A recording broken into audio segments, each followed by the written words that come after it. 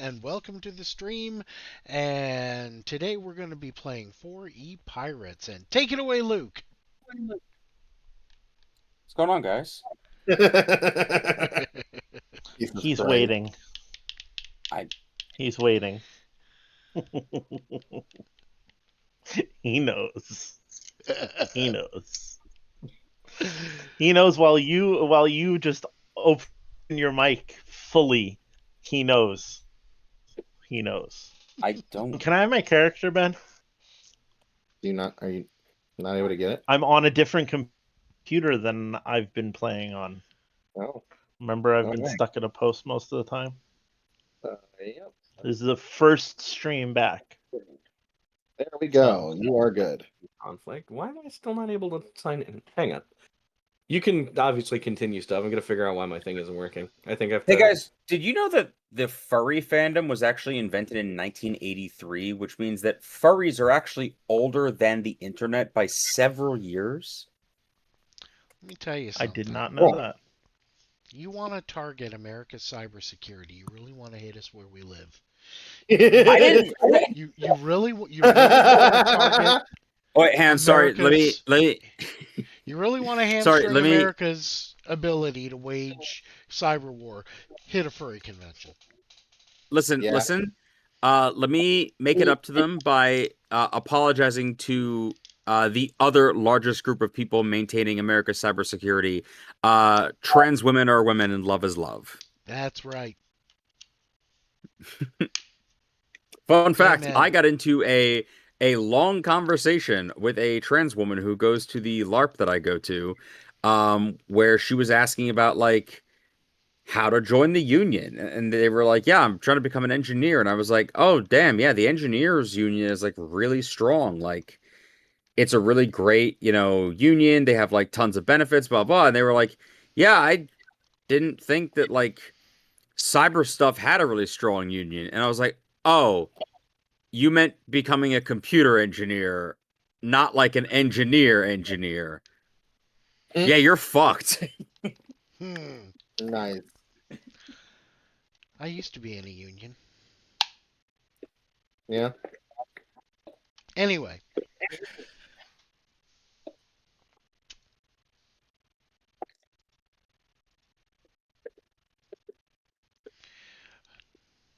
So, when last we left our crew,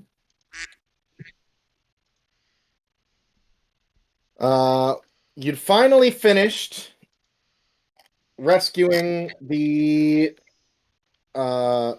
Fey creature from the Phaedron mining colony that they had out there in the desert at the edge of the Jin Waste. Why did my notes just scroll all the way back to the top? Yeah, so you guys finally you rescued the lizard folk group that they had forced into a labor camp.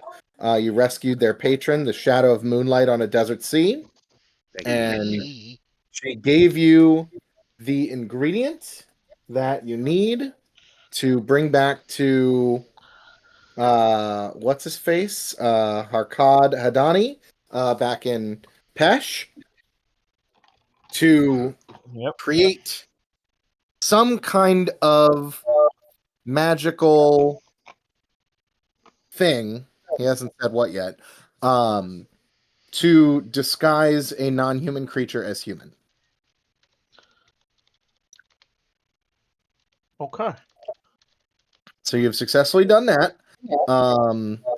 This session, as you guys travel the long road through the desert back to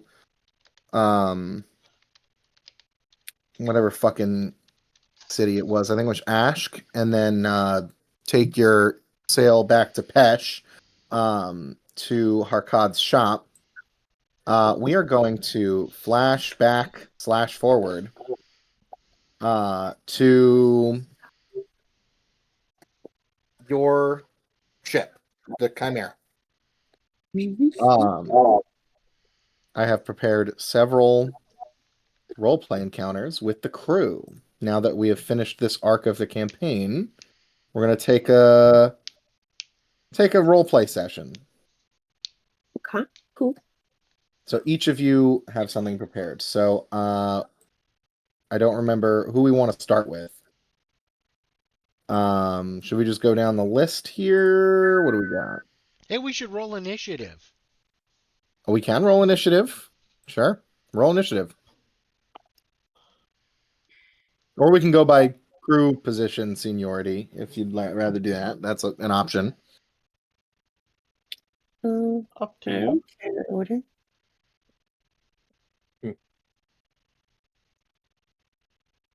What do you guys want to do? You want to do initiative or crew rank? I'm fine with initiative. Yeah. Initiative Doesn't seems matter. most fair.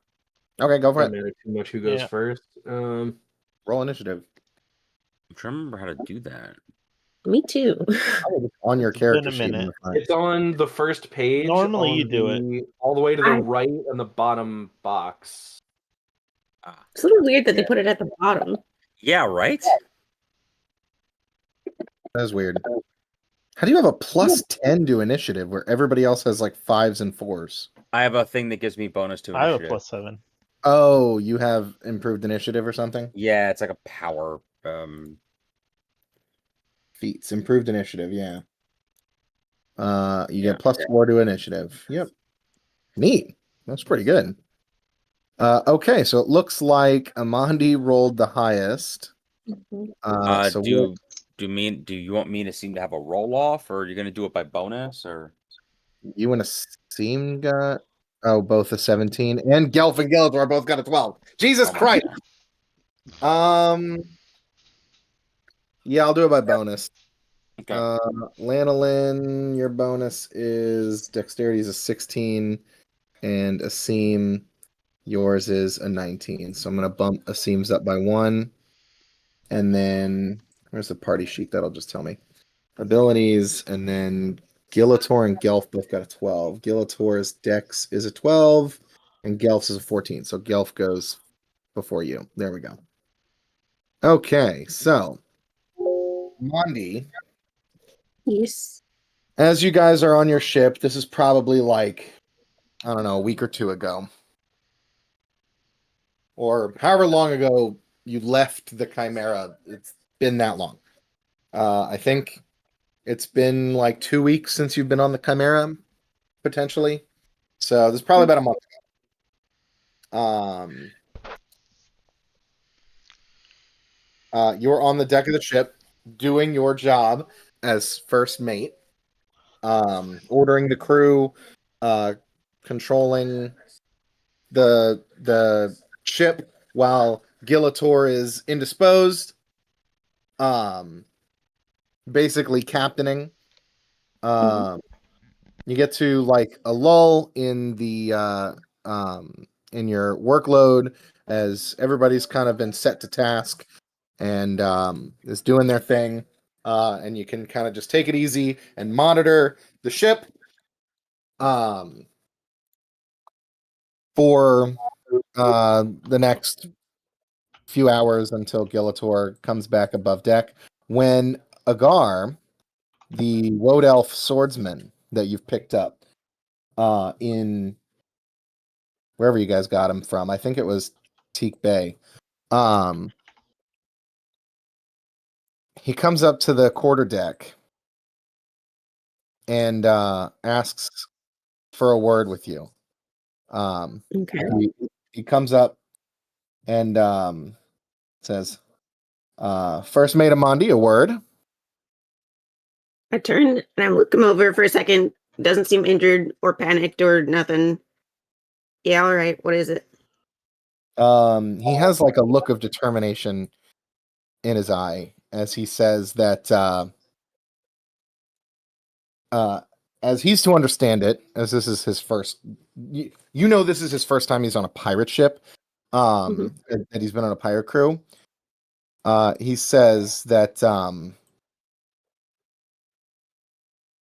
from what I hear on a pirate ship, might makes right, and therefore I challenge you for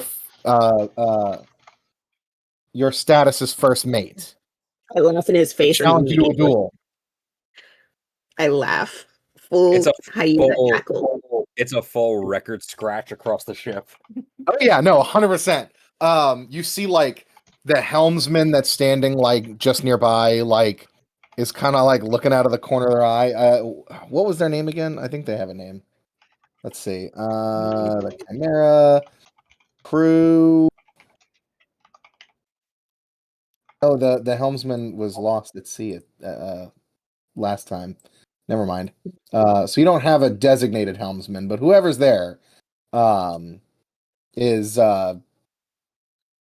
cutting the two of you a look like, oh shit, what the fuck is this kid getting himself into? After I stop laughing, I brush an imaginary tear from my eye and look at him again and I just say, first of all, the whole might makes right thing mainly works on really bad crews or between opposing crews. Here we all work pretty well in the hierarchy that we've established, which is a continuation of our previous crew when we lost many members. I'm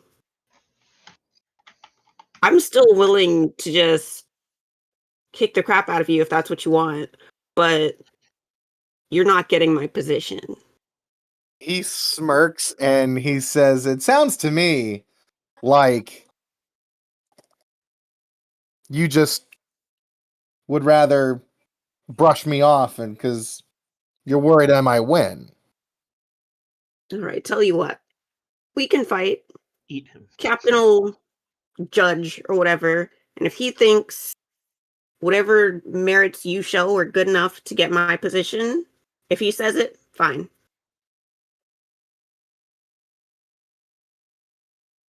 Huh. He draws his sword. He has like a long like Legolas, like one single-edged saber sort of, but like a straight saber, and he like holds it aloft in his hand, not pointed at you, but just ready. And he goes, "That sounds good to me. I'll show the captain what I'm about. Who's really the toughest sailor around here?" I laugh again. I just want to lean in really close to him real quick and just say, for the record. Are you there? I figured you'd be. I figured this was just all happening as like a part of the crew because Geltor was judging the contest. Well, Gelator's not here right now. It's only him and Amandi here right now. Oh, and sorry. Another NPC or something. Oh, okay, got you. Sorry, I thought this was in broad daylight. I mean, it's in like mid-afternoon, but everybody else is off doing their jobs. Oh no, fair enough. I was gonna make a joke about like this isn't getting him out of cabin duty because canonically he's pissed off because I told him to go like scrape barnacles off the side of the boat. Yeah, he thinks this is a quick shot to being in the officer's position. If Amandi chops all 4 of his limbs off, I'll strap the fucking chisel to his forehead and send him down the side. So yeah, he's got a big smirk on his face. Like he's got the attitude of like, oh, you're just saying that because like you're not sure if you could beat me and you want to keep your position. Like you think that you got it made up here and you're all cushy in your job. Cushy pirate life. Funny. Yeah. So he's like, if you want to get the captain, that's fine, but Yeah, all right. I'll go get him on my way to get my axe. I go and retrieve both. you hear him kind of like as you walk away to the helmsman, like kind of talking a little bit of shit. It's like, wow, they don't even have their weapon like ready up on deck. Jesus, like weapon.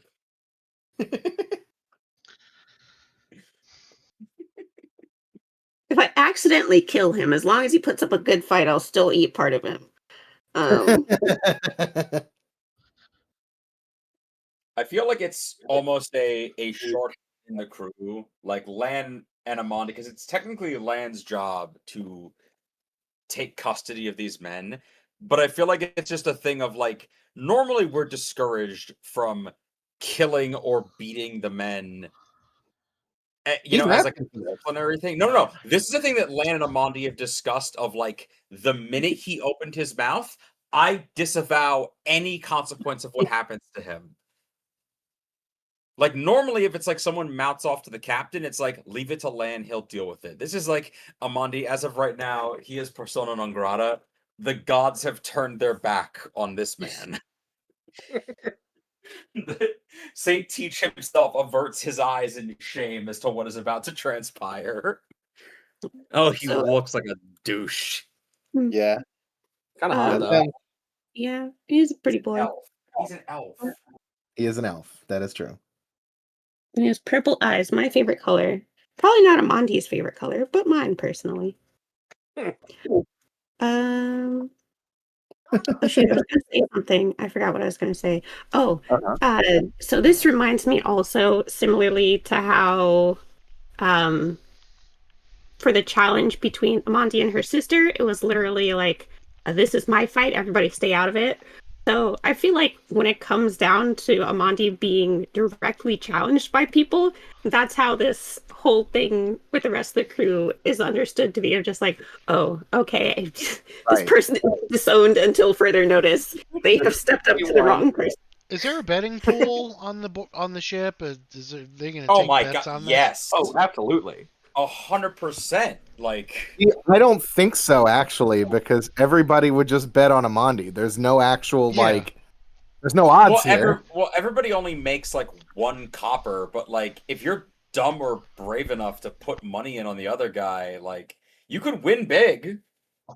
But Yeah, like, I mean, we these, have a couple people who are new and don't know me yet. well, it's also, these fights don't come around very often because nobody's dumb enough to challenge her. So like, the couple times they do, it's fun to like put a silver down and see what happens. Make it interesting. I would never bet against Amandi ever. Oh god, no! What if she found out?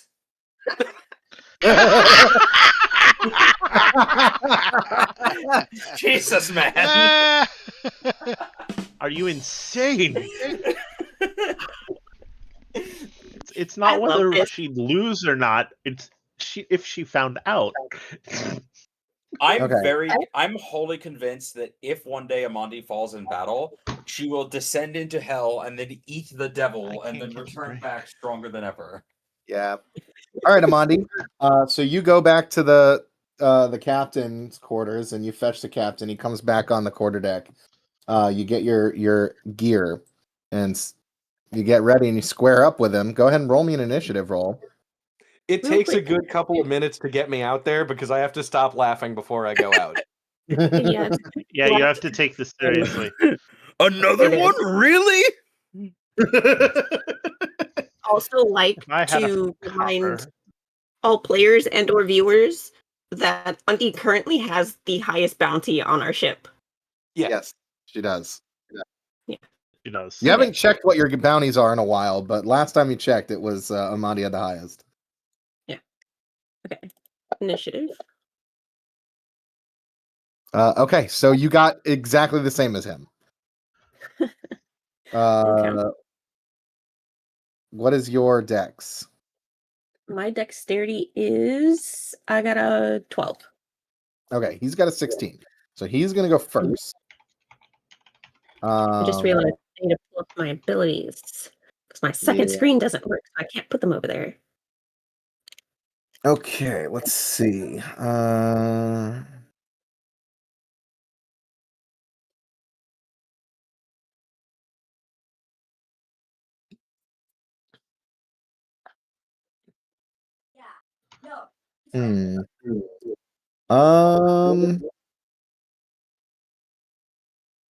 Does he have a fucking shift ability? I don't think he does. I think he's effed. Okay, so he is going to make a sword attack on you. Hobbling strike. Wow. Oh, he's gonna be hobbling. And he misses with a 17 versus AC. So he steps forward very quickly, very light on his feet, steps forward and like swings a low cut for your leg, and you easily block it with your huge fan axe. Okay. Actually, you know what? Let's go ahead and use his elven accuracy, and then he could re-roll. And he rolled worse. Okay. So yeah, he makes 2 quick strikes to your lower legs. And you block both very easily with your axe stretched out in front of you. What do you do? Well, first I mark him.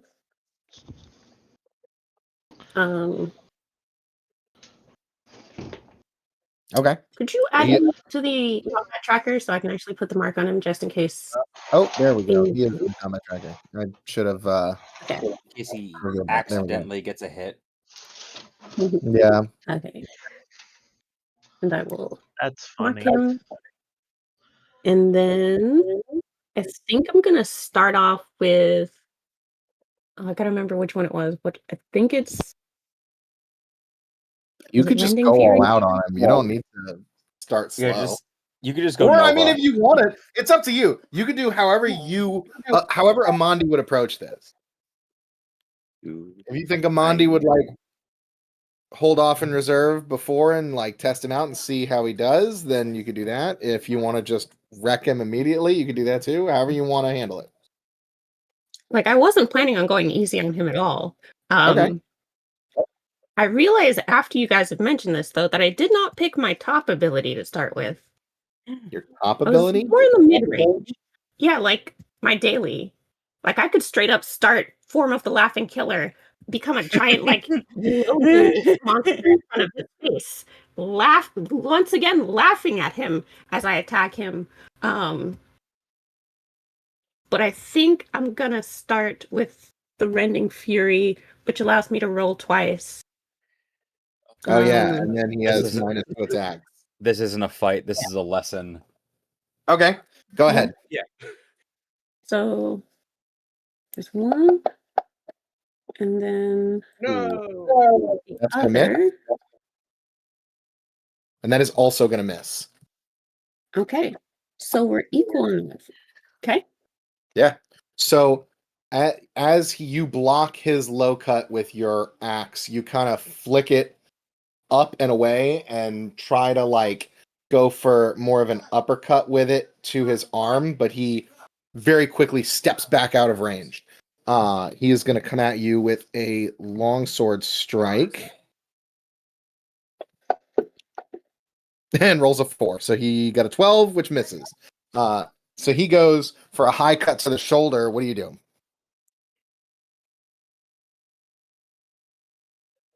I let it hit me, and it just like hits what little leather armor that I wear, and it just like I look down at it and I look back at him, and he has not even cut into me, and I'm just like, huh.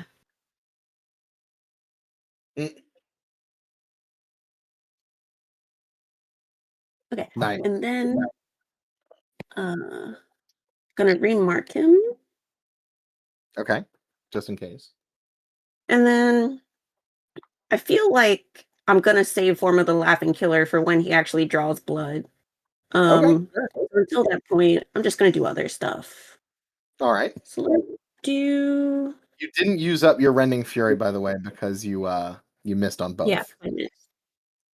So let's try something different. Let's do Tempest Assault.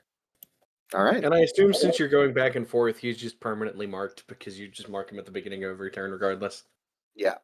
Yeah, but some abilities depend on me marking him. So if I don't keep marking him, it'll turn off. Oh. Yeah, because it ends at the end of the turn. Okay. So as I you missed go on to that.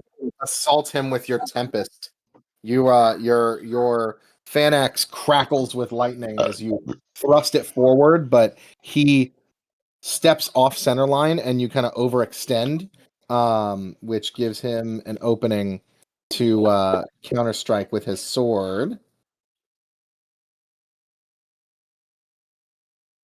which he does hit. He got a 22. So he does hit you for 1d10 plus 7 damage, which he rolled a 1. So he does 8 damage, and you are marked by him. Okay. Guys, I just thought about while I don't necessarily think he could bloody me, if he does, and then he finds out that I get even worse if I'm bloodied, it'd be amazing. I will say that this is definitely an upset in the crew that he drew first blood. I think the crowd is going tense now. Yeah. Well, I did say I would wait to use Laughing Killer until he drew first blood, so Yeah. he's given me the opportunity to use the thing Glad- I wanted to use. Everyone who knows Amandi's abilities is off to the side looking unimpressed because they know that Amandi likes being bloodied and she likes bleeding from underneath. So it's you drew first blood and some of the newer members oh, he's drawn first blood. He's got her right where he wants her. And we're just that poor fucking fool. She's got him right where she wants him. So yeah, you kind of overextend, and he steps off center, puts his sword, slashes you on your waist a little bit, and makes a minor cut to you there. And you whirl around, and what does Amandi do then? I straight up crack my neck, roll my shoulders, and then shift into Laughing Killer form, which is technically a type of polymorph. I do physically change my appearance in this. I grow a couple more feet. You grow how much? A couple more feet. Oh God! So you get So huge. I'm yeah. Where do they come out of? My feet. Right. Just feet on top of feet. And so I look from looking down at him to really looking down at him. Yeah.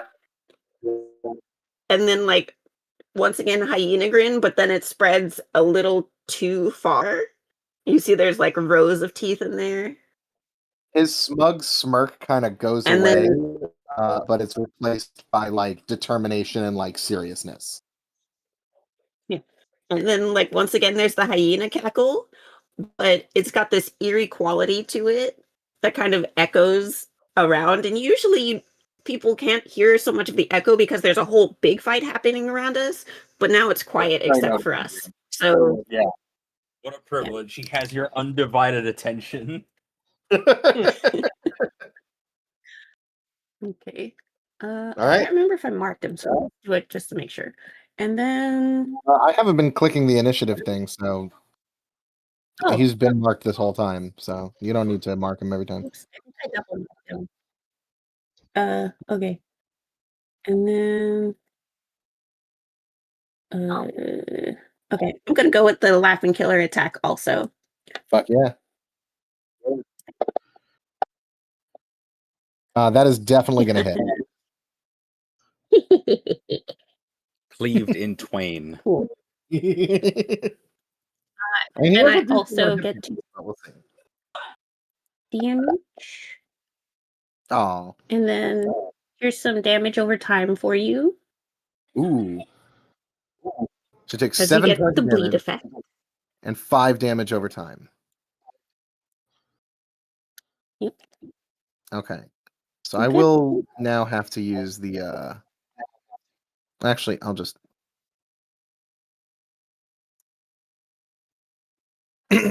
okay, so is that it? Yeah, that's my turn. Okay, so he takes 5 points of damage.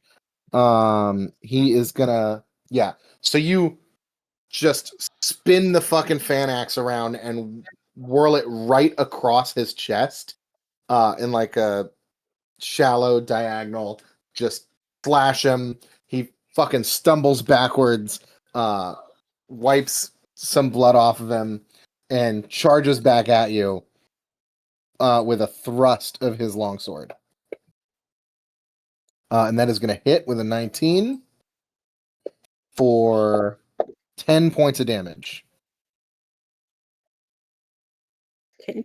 And then you are marked. So you still are marked. There we go. Mm. And that is going to be his turn. So he thrusts. You block with your axe, but it kind of goes off to the side and stabs into your shoulder a little bit. What do you do? I just remembered I leveled up last time, so I got a new ability. Oh my god. He Let's does see. save. So Gotta the remember. damage over time goes away. Oh, people always save from that too soon. Yeah. Like, who has the time to staunch bleeding in the middle of a fight? His blood clotting, I guess. I don't know. So what does Amandi do? I like my new ability, but it's one of those ones where it's something that like you'd have to attack my allies for it to be helpful, so I'm not going to use that new one.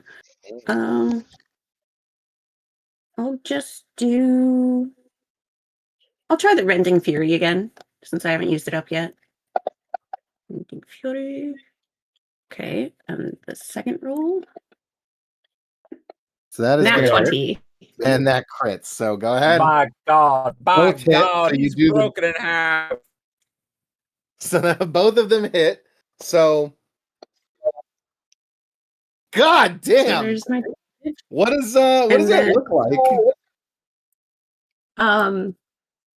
So as I go and like I swing the axe up to look like I'm bringing it down across him, and then at the last second I change it so I bring out the butt of the staff, trip him up, and have him fall towards the axe as I swing it back around low. Ooh. So I basically have him fall on my executioner axe. Nice. He's lucky I don't hit him. Ouch. Yeah. He is not looking good. He is going to try to hobbling strike you again.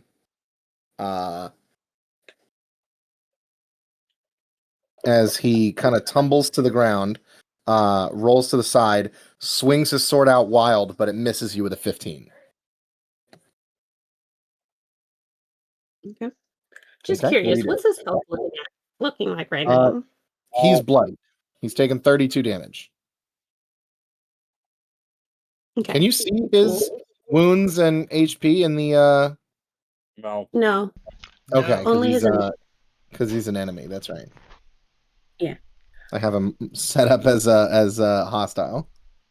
Okay, so yeah, it's your turn. What do you do? As he swings wild and misses you, how do you respond? Let's see. I think I want to use the power I haven't used yet. Okay. Let's see, what do I got?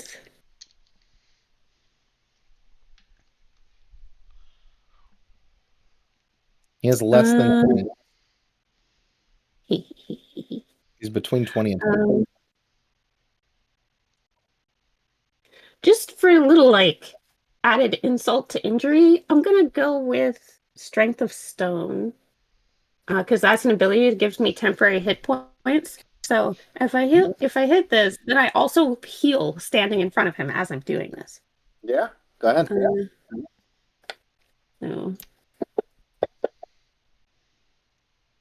So 17 is going to miss. okay. Okay. And then he is going to try to I'm hobble and strike you continuing in again. advance. What? I'm going to continue to advance. Keep pushing him. Yeah, so he's on the back foot now. He swings at you. He only gets a 14, so he misses.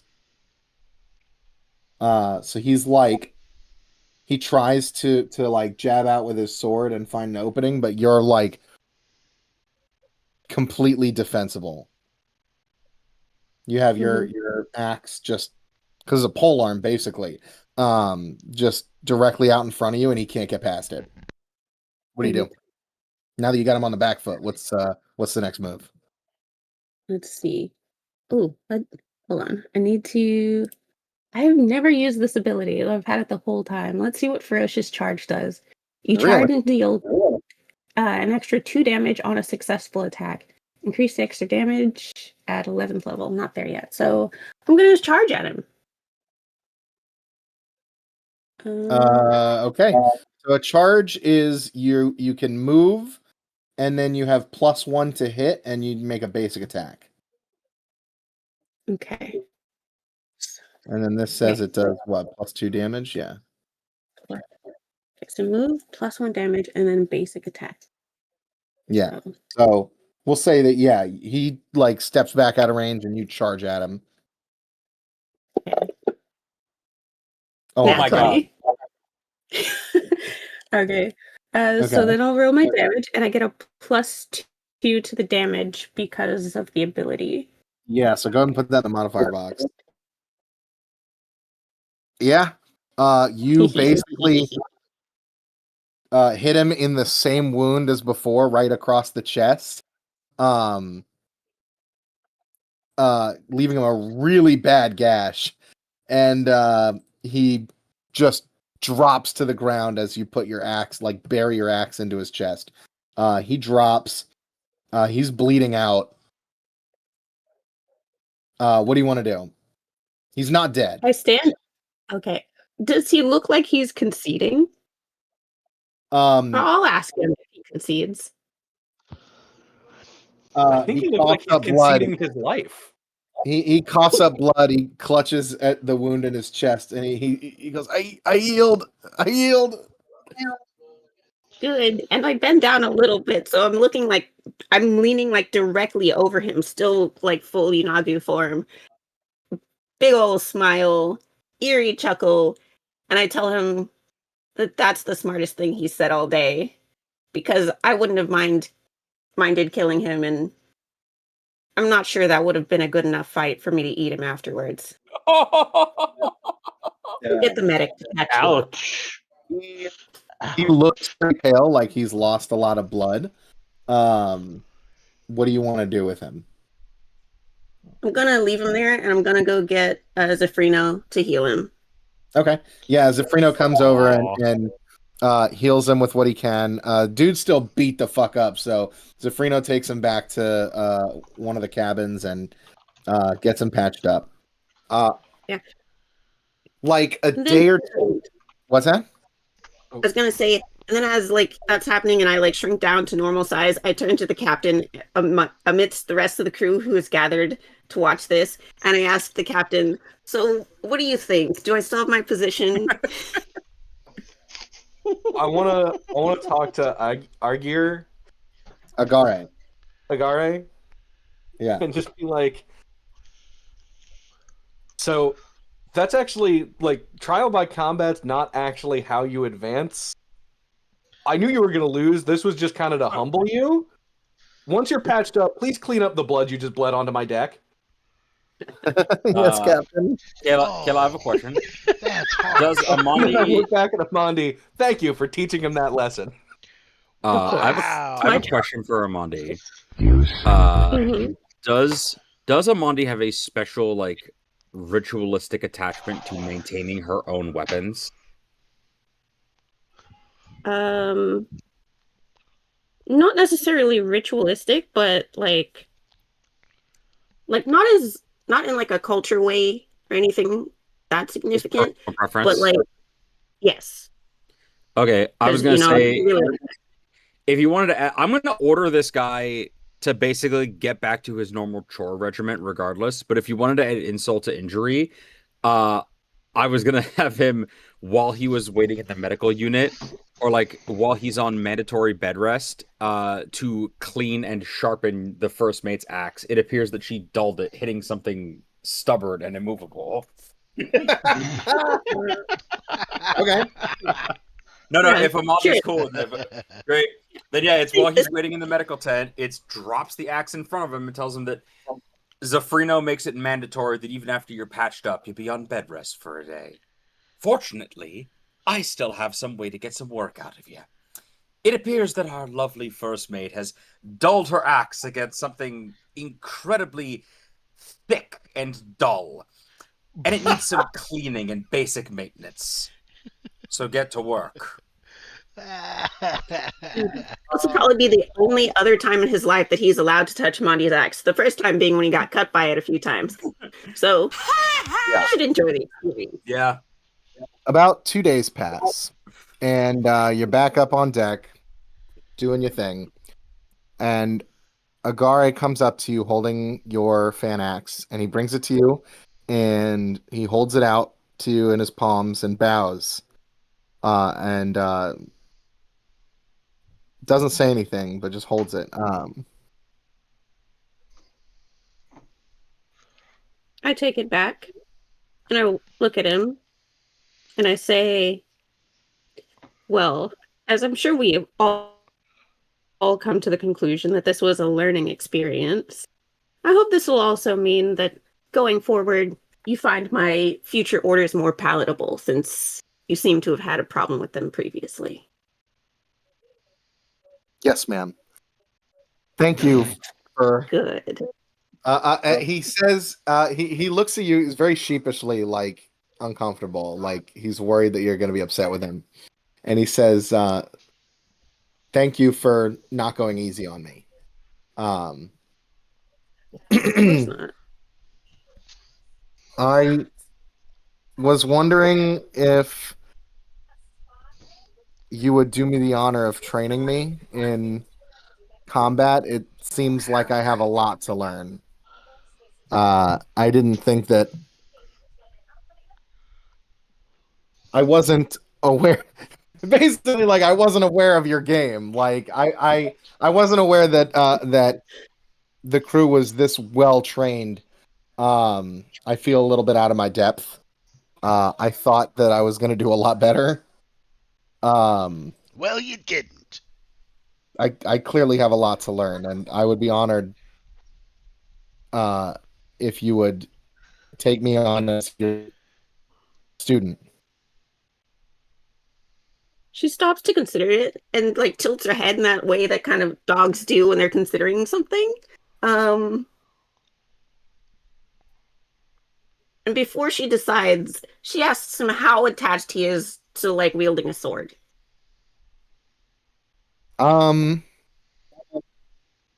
He says my swords are what he has the most training in, but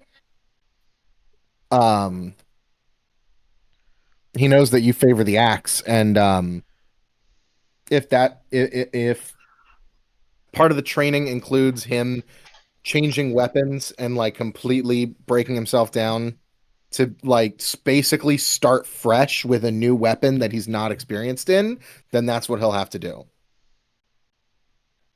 Good. That's a good answer. Until you can get your own, I'll let you borrow one of my other axes. Okay. So what I will do is I will reconfigure his character sheet to use axes rather than his elven swords, but he's going to be weaker for it. I mean, not a lot, but like is the turnaround going to be that after a certain threshold of time, he will be stronger with an axe than he would have been with a sword? Yeah, 100%. Cool. I like that. Also, the weaker in the meantime sounds like a him problem, so that's fine with me. I mean, that's fair. That is fair. Yeah. I'm even being nice enough to lend out one of my precious axes from my collection.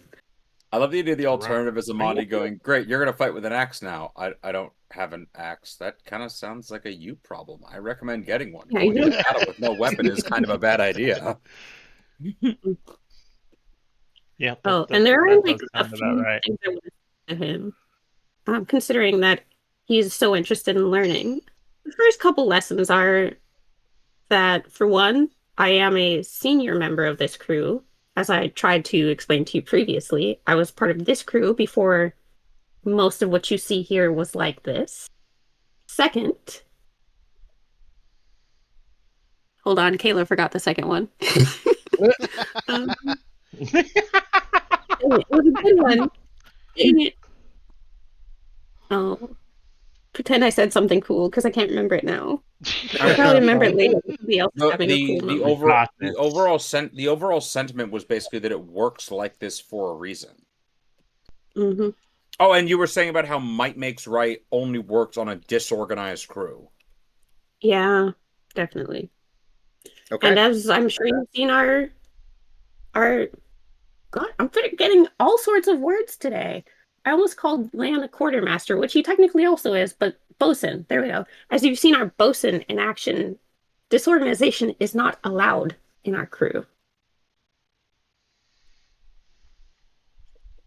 Aye. He Wonderful. he says I understand. I have never been on a pirate ship before. I've only heard the stories, and I Yeah, thought it was very different. Mm-hmm. That was very clear to me when you walked up to me, acting like you knew anything. Poor bastard.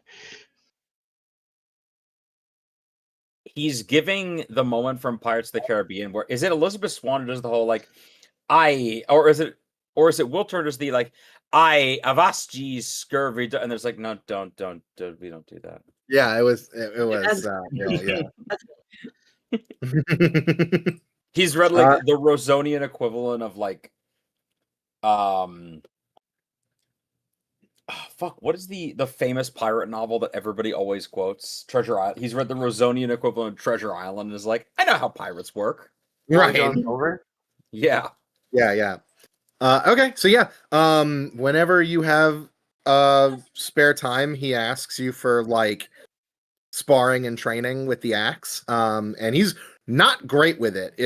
He definitely seems like he tries to swing it too fast because he's used to a nimble sword. What's his stats? I think he's way better at dexterity than he is at strength, so he's gonna have to switch. Let me see. His strength is only 11, but his dex is 16. So like he's definitely gonna have to build that up. Yeah, that's funny. That's practically an inverse of mine because my strength is a 17 and my dex is a 12. Yeah. So I will switch out his stuff to work with an axe and strength, and then we will begin his training. Cool. And as for the weapon in particular, I will lend him my battle axe. Is it just a regular battle axe? Yeah, to start with. I considered the Ragnvaldi clan axe, but I really like that one. I don't think I like him that much yet. So you can have the regular one. It's also pretty good to train him on like the basic thing that he's likely to come across most often. Right. You want to learn how to use a handgun? Here's a Mauser broom handle from World War One. It's actually really interesting because like you could choose like a boarding axe or like something small, but like making him go for like a double bit battle axe is like way in the other direction to the point where like it's definitely he's not going to be used to it. So like it's probably like it's about how hard of this training you want it to be and like how in the deep end do you want to throw him of like do you want to give him a light axe that's like more similar to his normal stuff or you want to give him a big beefy battle axe that's like completely opposite? Okay, so I'm not used Amani's not used to training people. Right. Actually like non-Knoll people. So I think like her first instinct is to use like one of her most basic battle axes. Yeah. So she goes and she like holds it out to him and like drops it in his hands and sees him basically all under the all axe. Start. Got it. Yeah, she'll go through her collection and pull out like one of the boarding axes or whatever. Okay. Like you can start on one of the smaller ones. I love the idea Amandi's watched Lan train people, and when Lan trains people, is just screaming at them and hitting them. But she doesn't understand the nuances of like how to reinforce certain lessons for incremental growth. So she's just like, "Oh, training is just a fight where you let them live at the end." Got it. I'm the best at that. she has had training of her own back at home, but that was amongst other gnolls. So like they Yeah, fight a much fight where they- differently and train much differently. A And fight where they let also- you live at the end. Yeah, that too. Yeah, that does apply. Sometimes. So fun fact, did you see so BTS, the K-pop group, had to do Okay. their mandatory military service, and Huh. when they came back from their military career, all their fans were disappointed because they left as like these androgynous twink elf boys, and they came back yoked as fuck. They left as Baby Sasha and they came back as Abby, and I feel like that's the journey. I feel like Yeah, that's the this journey guy, that yeah. this gentleman is about to be on. Just red-faced, gritting his teeth as he drags a 60-pound battle axe across the deck of a ship. So we are going to now transition to Asim. Asim, what are you doing on the ship day to day? It really depends. When I'm Now, not you're the- just I'm the navigator, so like I That is true. I do have duties, but like they don't take very long. It's go up to okay, adjust the heading this way, and I'll be back in like 20 minutes because we might need to change. You know, sometimes I stand up on the deck and actually steer the ship because I get bored. Other times I'm trying to, run across ropes and shit and do, A lot of my- Asim's day is spent trying to figure out if he can draw a dick with the compass without lifting the thing. yes, that too. And to see how close I can get to land without him noticing that I'm there. It's not even like That Lan goes has a for like bad everybody except Amandi, okay? Because Amandi will cut your head and the off, captain, because like it's the captain and Amandi will kill me. Yeah. And not necessarily on purpose. Though there's a small chance on purpose. And after hearing or seeing that spectacle, Asim definitely has a different outlook on Amandi. Like, okay. Was pretty I sure don't. he was gonna get eaten is and a- his scraps were gonna be fed to Scuttle. Yeah. Oh, I also teased the bird. Very nice. The bird is getting angrier by the day. I know. So you're on night watch one night when That happens.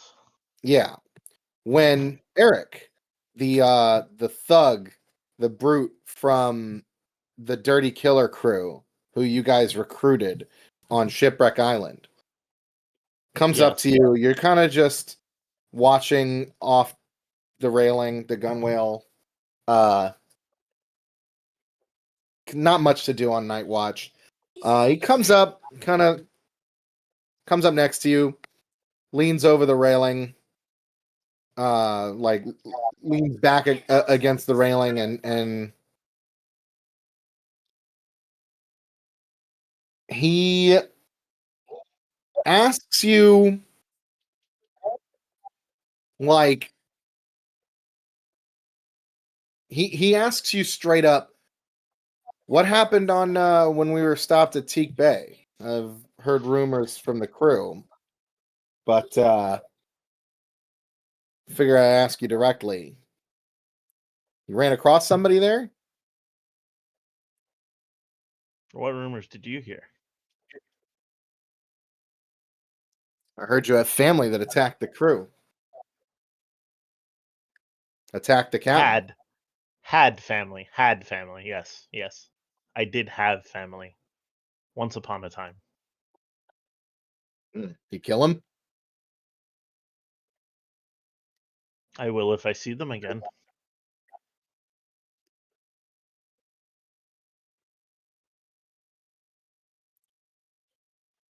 He asks you, how much do you want to make that happen? Dangerous question. That is a very dangerous question on multiple levels, both for him and for me. What do you say to him? I'm split, so I'm just letting you know where Asim's mind is before Asim speaks. Yeah. Because on one hand, it's like, does this motherfucker know where they are? Because if he does, I'll go kill him myself. But why is this motherfucker volunteering to kill my family? That's my job. He's not asking to kill your family. He's just asking if you want to make that happen or if you're willing to let it go.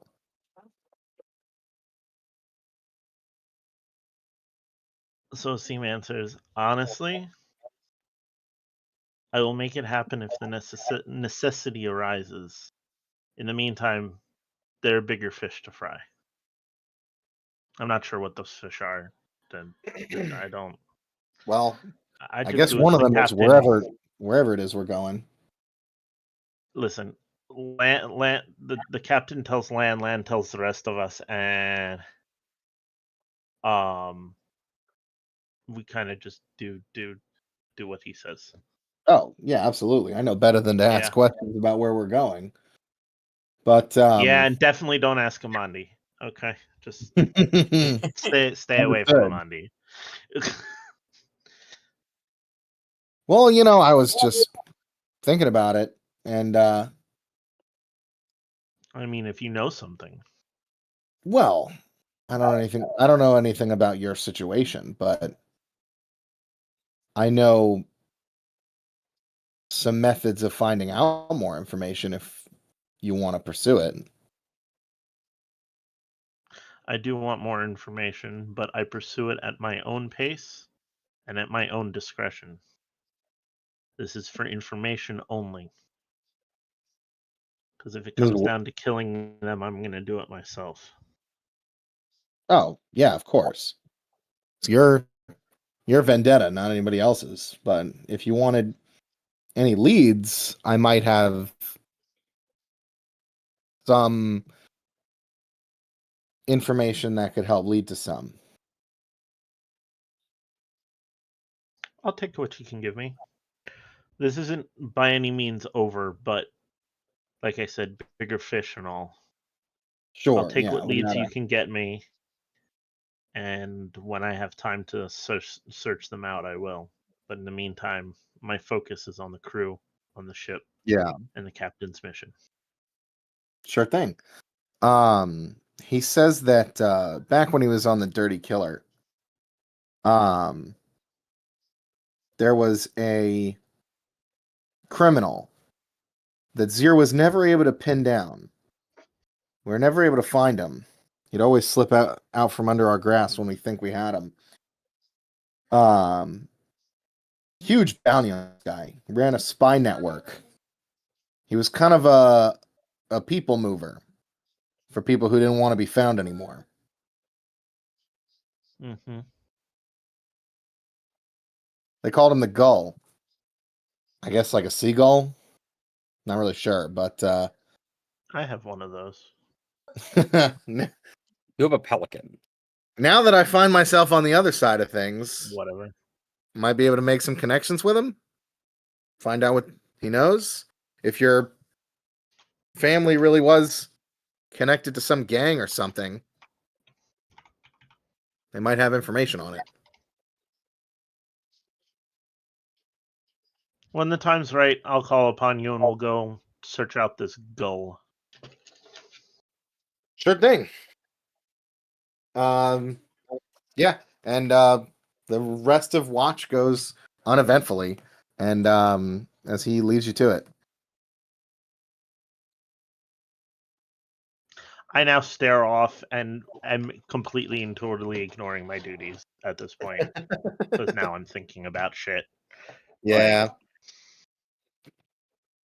What is Asim thinking about? He's questioning how important this mission that he's currently on, and whether or not he just wants to go flight off with his crew for a little while and track down this gull and go take care of this problem that's lingering overhead, because I don't think I've seen the last of my family. Because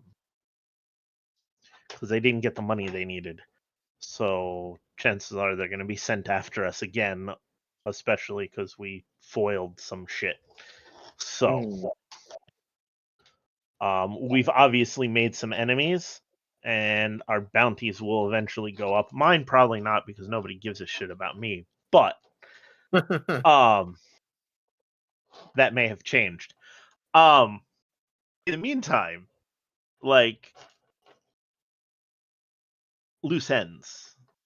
Right. Asim has, if he's learned one thing from all of his travels, is loose ends are a problem, and his family is one really big loose end. Like, Asim was ready to kill them. They decided to retreat.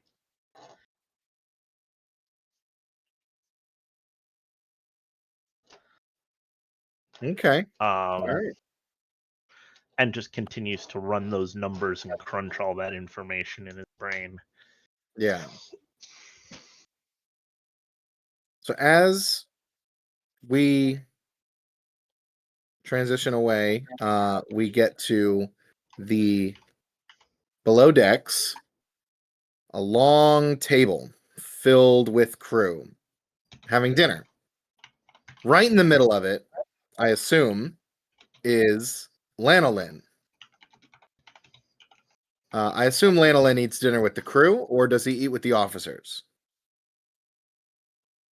I assume it's actually a good question. You know what? These are good. No, I think Lan makes it a point to eat dinner with the crew, but at a certain point in the evening, he will excuse himself to go to what I assume is like an officers' meeting.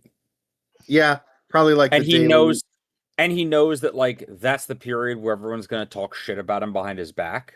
But he scheduled the meetings intentionally to give them that time. Yeah. I do want to make a note that at dinner, Lan's personality completely flips. Where like he's jovial and like he's got stories or like a song or a joke. Like it's very much the like, cool, we're not working anymore. Y'all can relax. Yeah. It's just when it's time to work, it's time to fucking work. Right. Okay. Yeah, sure. So as you're having dinner, hanging out with the crew, laughing and drinking with them, Alder comes up and sits across from you at the table. And Alder being which one again? He is the older guy who's looking after Evan and works for the SEA. You hated him, but now you think he's really cool. Yeah, that one. No, yeah, just. Hi there. So how you be settling in about our fair vessel?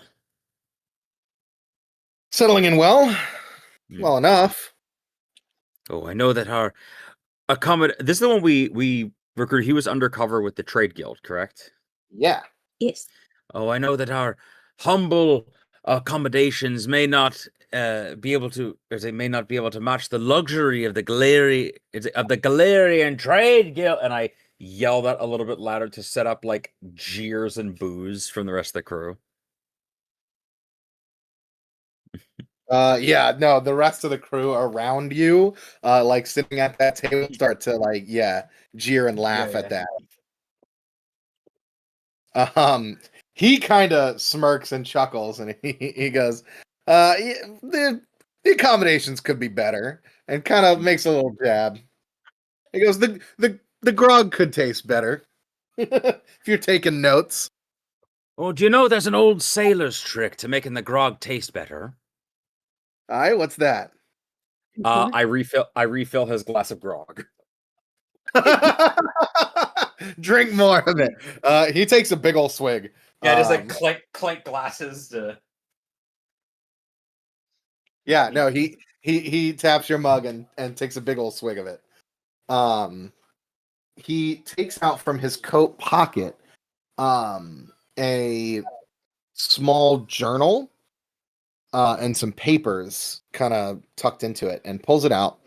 And he goes, I thought I'd come down here and ask for your help. You're the most sea-weathered of the crew, and I thought you might have some luck in deciphering some of this.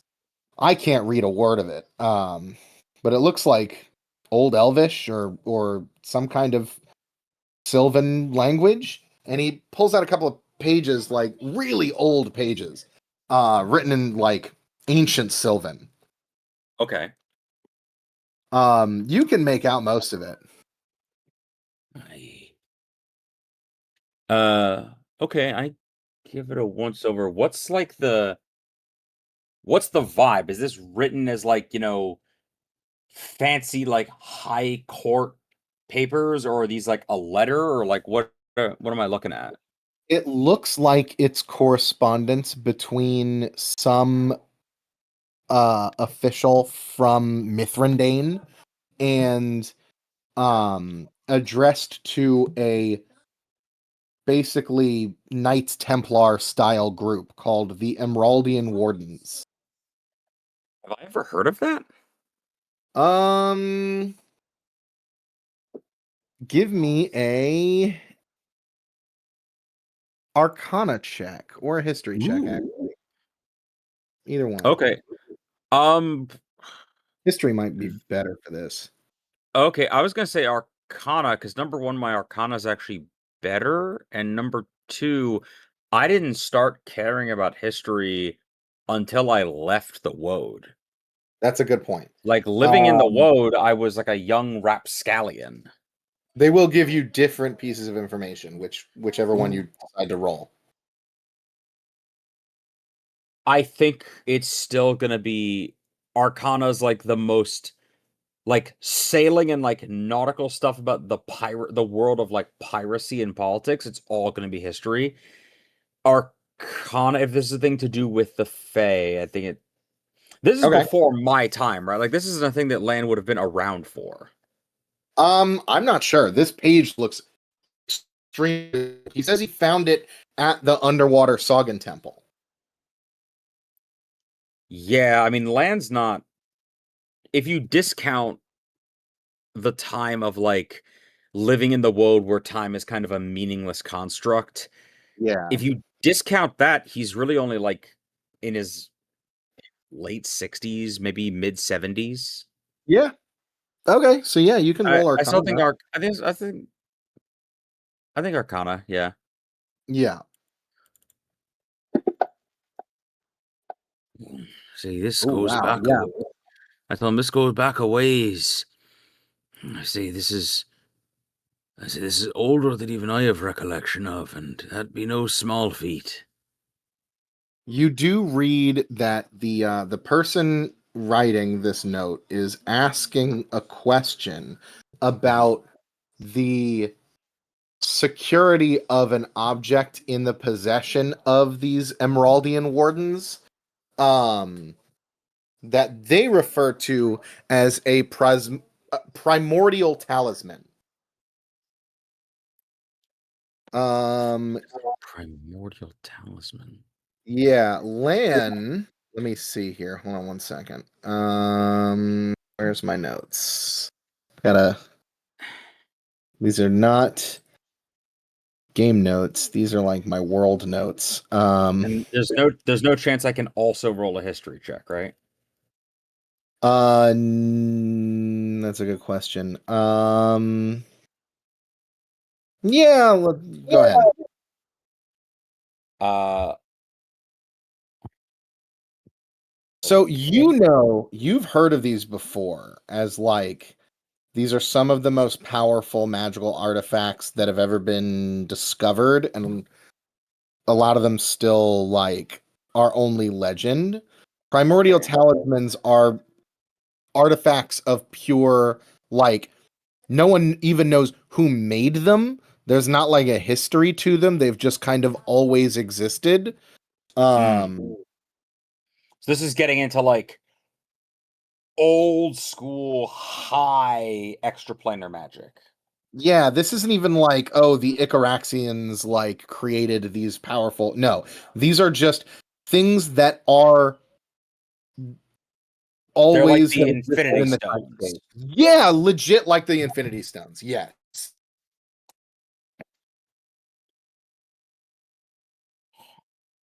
Let me see here. What the fuck? I think it had a name. Hold on here.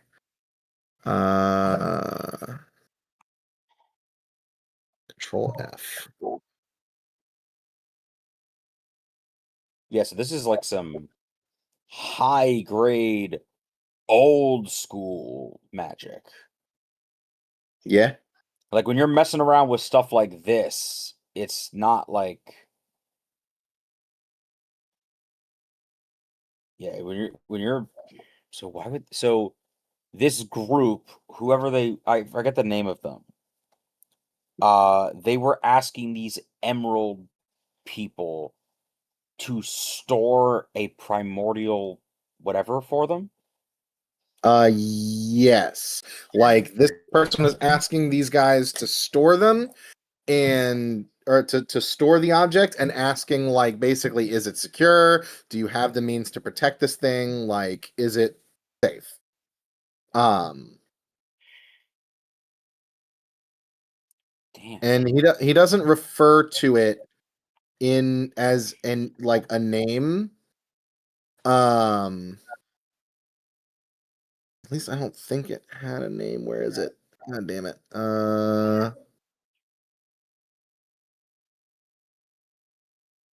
Hmm.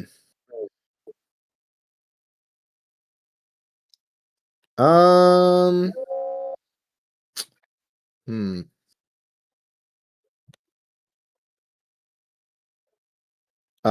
For lack of a better name, the notes refer to it as the Emerald Pearl. But that's probably an incorrect translation. Yeah, probably. Okay.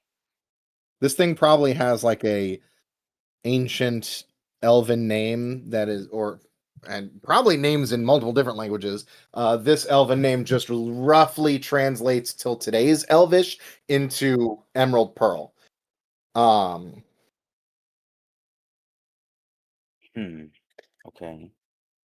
You get the feeling from the notes that this group of elves that like have been set to guard this thing were created to guard this thing. Like their organization was made. So this isn't like they were a bank that was contacted. They were an order that was founded. Right. Like this is the note. This note is kind of like, did you reach the place that you had in mind to secure this thing okay, and did it work out for you guys? Because it's addressed to the Emeraldian Wardens. Right. Right. Huh. Okay. You said, would you allow me to make a history check as well? Yeah, you can try. I'm gonna make a history check. You know what? I actually do have some pirate lore if you pass this history check.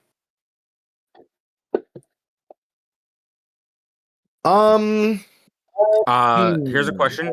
Is there additional information that could be revealed about this if I use my nat 20 versus the 24? No, you've basically got it. Okay, there's not a lot of information cool. because there's not a lot of information, period. Right.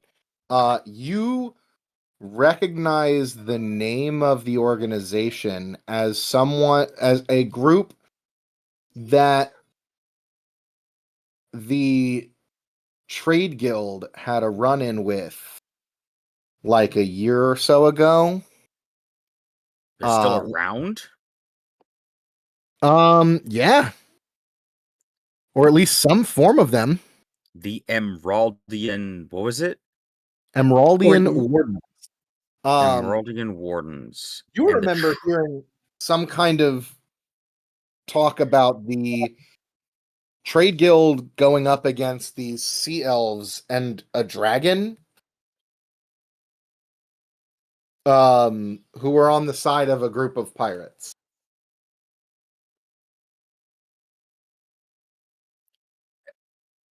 Okay, wait. The trade guild was going up against the dragon, or the emerald guys were going up against the dragon. No, the emerald guys were backed up by a sea dragon, And they were on the side of the pirates. and the pirates were aiding these sea elves and the sea dragon against the trade guild. This is like 2 years ago, maybe. You've heard some sailor's story about this. This isn't related to. This isn't a Besmara thing, is it? This is a whole other. This is a separate entire incident, correct? From what? The Battle of Besmara and the politics surrounding that. Yeah, this doesn't have anything to do with that. That's Okay. against Taldane.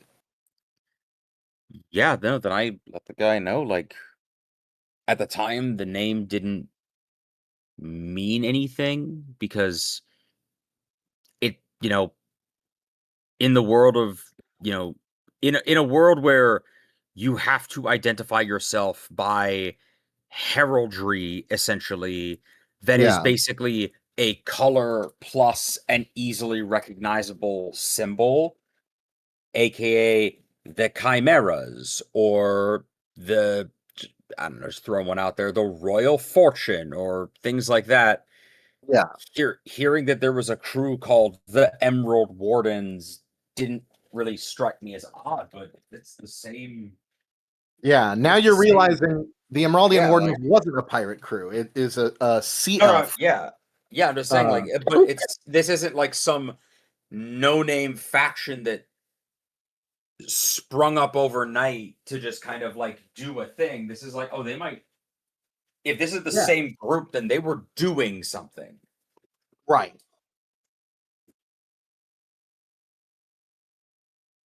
Yeah, I tell him as such, and I say, and you say you found this in the Sagan cave. Yeah.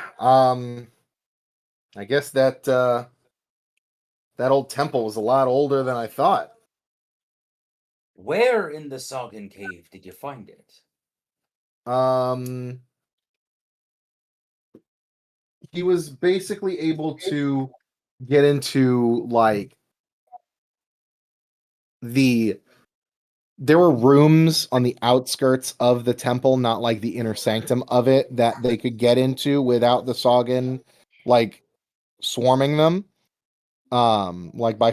They obviously had to fight their way into it, but they were less defended than the inner sanctum of the temple. And they managed to get some notes from there, but there wasn't much that was surviving. No. I mean, where? I put it to you like this. What do you think someone might be feeling, or how what might the information contained within be worth to someone if it were in a glass bottle, what were sealed with wax versus left in a nightstand? What might the container say about the information and its value to that person? Yeah, he actually now that you mention it, that's a good point. It was recovered from an old locked chest that was waterproofed. Like this thing was meant to hold important documents. Did the chest look like it was built to be like, was it built by the Sagan, or was it built by someone terrestrial that planned to have it underwater? Oh yeah, no, this was definitely elven in make.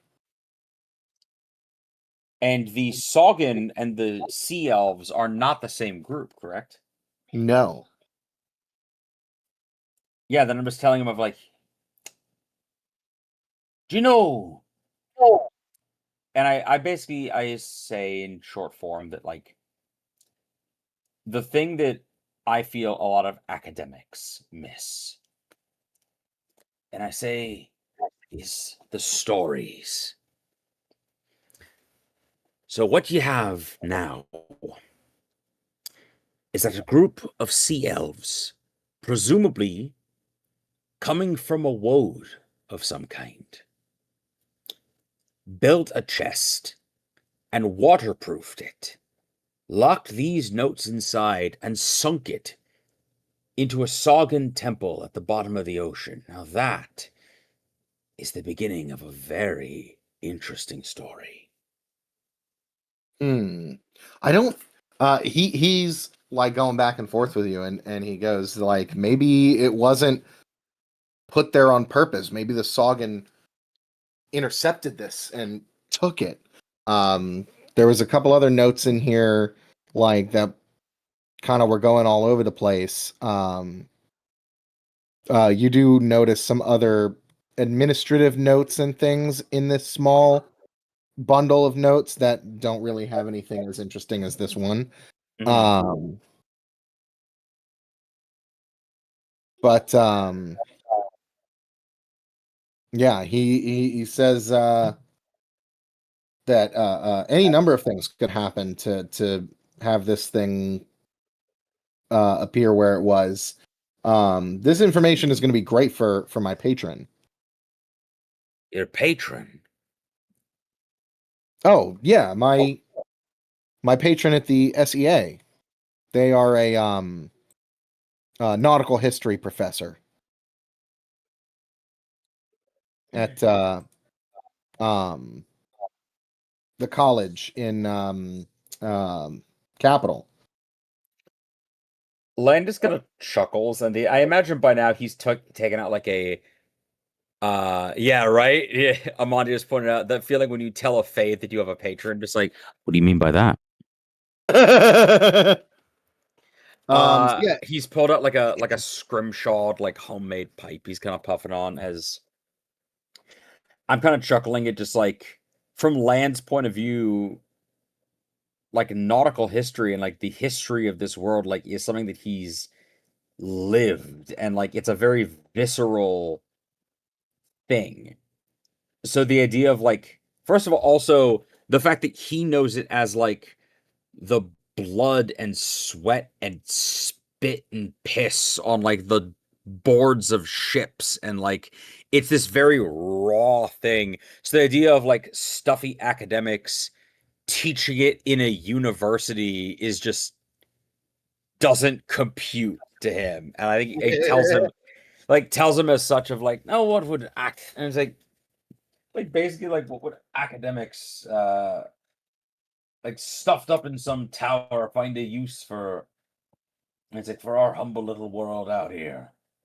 well, I mean, if what you have read to me is true, then this artifact that this missive refers to, this could be a huge discovery. Perhaps this is one piece of the puzzle into finding where this artifact is located. Wait. Say that again. What about that? It's a huge discovery, or that this might help find where the artifact is? No, you said it might be what? I don't know. What did I say? You said it might be one piece of the puzzle. Yeah. Can we get much higher? Oh my god. The One Piece. The One Piece is real. Anyway. Oh my god. But yeah. Yeah, So no, yes. I mean, yeah, just you know, you seem to, for a pirate, you know a lot about this kind of stuff. I say again, lad. I say stories. That be what the world is made of. Just one story after another. And I say, and the key to being in my position, and I say, Yeah. let me ask you a question. You've been on this crew now for a bit. You've seen the way that I carry myself with the men and the way that I go about enforcing the rules of this vessel. Why do you think that is? What do you gather from an academic sense about my techniques? Well, I mean, I don't really study psychology or sociology, but I mostly study archaeology. I Not don't really study much at all. I just go and get the shit that my patron wants. But I don't know. It must be effective. It's some capacity if it's let me tell you working why. for you. I am not. And say, I am the third highest ranking officer on this vessel. I am not the third strongest member of the crew. I'm not even the most knowledgeable. That'd be I say that our, slightly problematic wizard, Gelf, can run circles around me in terms of those old stuffy rune texts and whatnot. Seems a better navigator could put him in front of a helm with a good star chart. He can find his way around the world and back before breakfast. And Gilator, though he'd never actually admit it, has got an eye for leadership that I spot, as I got an eye for leadership and command that I spotted in him when he was only but a young man. You see, the reason why I'm in charge of the people is because I know what story they need to hear. And I kind of point over at the guy who like fought Amandi earlier, or like even if this takes place before, like whatever, I point at him and I say, that one there, he's a hot shot. Leave him with an ounce of, with an inch of slack, and he'll go off and do something stupid trying to prove himself. But the story he needs to hear, and I say the story that he needs to be told, and I say, is that the captain and the first mate need to be listened to. They need to be followed. Because they're not as bad as that jackass little old goat down in the decks that's told him to clean the same spot for the 5th time, even though you'd swear that you mopped it adequately this morning. And I kind of point over another one who's like, if there's like, I forget the personalities of all the crew, but if one of them's like maybe a bit newer, maybe a bit nervous, I mentioned that one. Their story is about how they remind me of me when I was their age, just bow-legged and unstable. Oh, you should have seen me before I had me sea legs like a newborn gazelle. And I say, they need to be told. Actually, it would make sense if you're talking about somebody like that. You're probably pointing at Evan. Right, then I point at him and I say, oh, like me when I was that age, like a newborn gazelle I was after a few hard drinks. He needs to be told that he'll find his sea legs and then some. Because it's given him hope to look forward to. You see, everyone's got that story they need to be known. And I say the trick to training men is the same as finding your heading at sea. When you look all around you and there's nothing but blue front, I'd say forward, aft, port and starboard. In order to know where you're going, you need to know where you've been first. That's why I know me stories.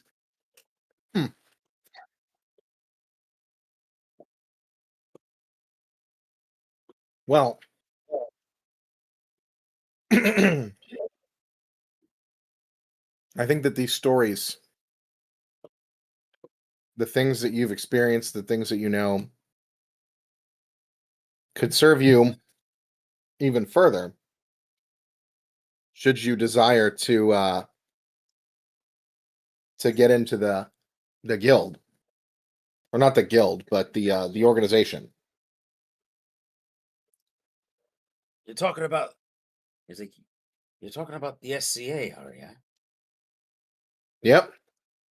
I'm still working on my my thesis myself, but Does that mean you'd be finally willing to be a bit more transparent as to what the bleeding hell it actually is?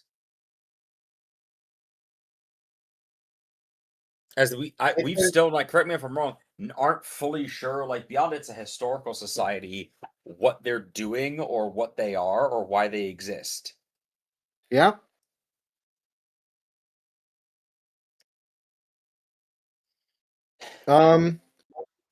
He says, I think in your particular case, the people in the organization will appreciate me asking for an apology rather than permission. Great. I pick up my mug again and I say, maybe you are gonna fit in just fine here. We'll make a pirate out of you yet. We might make an upstanding citizen out of you. And I say, just because you've been a good drinking buddy this evening, I'll let you get away with that one. Cheers. So yeah, I'm not like fully 100% like sold on it, but I am like, if I think that I have a chance to, do some good with this and in return learn a bit more at the same time, like I'm never going to ever make claims that my loyalty will ever be to anything but this crew first. But if they think they can benefit a bit from the things that I know, I'm happy to lend that knowledge, Yeah. It's basically, so what he basically explains a little bit about the guild more than just a historical society. They're more like, imagine if everybody in the guild was like Indiana Jones. Like, they say they're just a history, like, archaeology professor Right. on paper, in like on their face, and like the guild is kind of mundane, and most people don't even know it exists, and the people who do know it exists don't really think much of it and kind of don't even give it a second glance. But they're actually extremely accomplished and voracious treasure hunters, not for treasure's sake, but for the sake of learning about the ancient world, because of how advanced the ancient world used to be, that most people don't even realize. Like, they're like special interest. They're Land's higher. never given it a second thought about the fact that, like, there was he knows that, like, there was a world before this one, but in terms of, like, it being more advanced or the idea that we've lost something, it's never crossed his mind. Right. Their chief interest, like, they're interested in all ancient history and archaeology, but their chief interest is in the Icaraxian Empire and what happened to it, where did it go, what happened during it, what magic was lost as a part of its falling. That's their true goal and what their efforts are into discovering. In order to join, he says, you need to bring them a piece of new information about the ancient world. A new piece of information about the ancient world. Basically, it's like a doctorate, kind of, almost. Like, you need to bring them something of extreme value to their knowledge base that they previously hadn't known about, to, like, basically your thesis. Like you need to defend a thesis almost, Okay. or bring them a new advancement, discovery, something of great interest to them will be the thing, and that's what he's doing right now. Right. The other way is to just be taken under, like, a lot of the time you can be almost like a squire, like, to somebody who's already in the organization. That's what Evan is. Right. And Alder was kind of just tasked and being paid by this professor of whatever from Capital, being paid to protect Evan and make sure that anything that Evan discovers gets back to them safely. But throughout this entire time, he's also been looking for stuff to get himself into it as well. Interesting. So he says, if you would also like to join this organization, I can give you a little bit more information about it, and we can kind of work together on figuring stuff out, of like stuff that we can use as our in.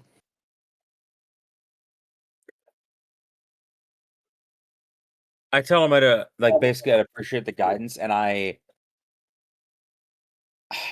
tell him, unfortunately, it's like I'm fairly sparing on knowledge of the past at the present. And then I just kind of like, until I get a better read on him, like I'm making it clear, like I would like to try and join the organization if they'll have me. I'm like I'm willing to do this. I would like to do this, but until I get a better read on him, I'm not gonna divulge the one bargaining chip that I think I might have, which is the visions that I've had about the what did we call it again when I was up there? The Far Shores? The my Shores God. Beyond. Yeah. Yeah, that's right. I'd been calling it the Forgotten World, but yeah, you said like the Shores Beyond. Just in a random moment, Daniel was just like, yeah, it's when you look at the Shores Beyond. And me and you were both like, let him cook. Yeah, that's what it's called now. Oh wait, I think I wrote it down somewhere. Hold on. Where did I write it down? Control F. Sure. No, I didn't write it down. Well, point is, we know it. So, yeah, no, I just The Shores Beyond. Yeah, that was it.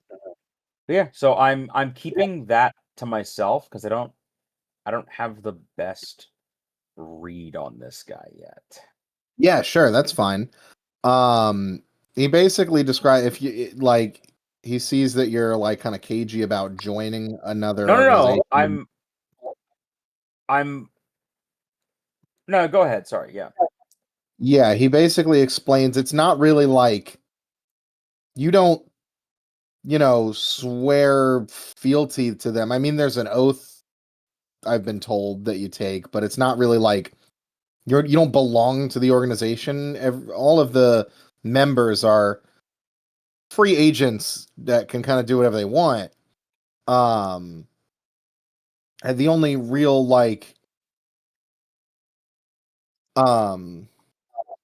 the only real fealty you have to them, for lack of a better word, is like the onus to any like new discoveries you make, like, should be shared with the organization at specific meetings, but there's not like a mandatory, like, as long as you attend a meeting once a year or whatever, like, it's usually fine. Like, there's not like you don't have to leave the crew or anything. Yeah, no, then I'm telling him that it's not like I'm being caged about joining. I'm interested in joining, and I'm making it clear of that. It's just I'm telling you, like, Okay, yeah, I'm putting it forward to him, like, yeah, I'll keep looking. Like, we're kind of on the trail of like some stuff, but I don't really have anything that significant to share at the moment. Knowing to myself that I've got the telescope literally in my pocket right now. Right. and arguably more significant discovery than anything they've had in a long time. And I've got it in my bag, and I'm like, yeah, I don't know, ancient artifacts. That's crazy, man. I don't know. Yeah. Okay. We will then shift to another time on the ship. Gelf, what does your average day on the ship look like? Mostly reading my spell books and memorizing my spells. Cool. Where do you usually do that? I have a cabin. Okay. I would have a cabin on the ship. I think the ship's wizard would rate his own cabin, don't you? I agree. I think that all the officers probably have their own rooms, their own bunks. Yeah. I think one time Gelf complained about the size of his cabin, and Lan told him that if he has such a problem with that, then they can use the resident wizard's tower, and then made him sleep in the crow's nest for a couple days until he asked for it back. That sounds like something Gelf would do. I can totally see that happening. It's in the middle of the rain. Gelf is just sitting in fetal position in the crow's nest, trying to keep all of his books under his robes. Just Leaving in the crow's nest for a night. That's really funny. Lan, I'm sorry. Can I go back to the cabin now? No. So you apologize to every member of the crew individually. as an elf, so you are sitting in your cabin at your writing desk or whatever you have, scribbling in your spell book, taking Taking notes, a little nip from meditating. the everlasting rum bottle occasionally. Oh, of course. When you still have hear that. a knock at the door. Who Yep. is it? Enter.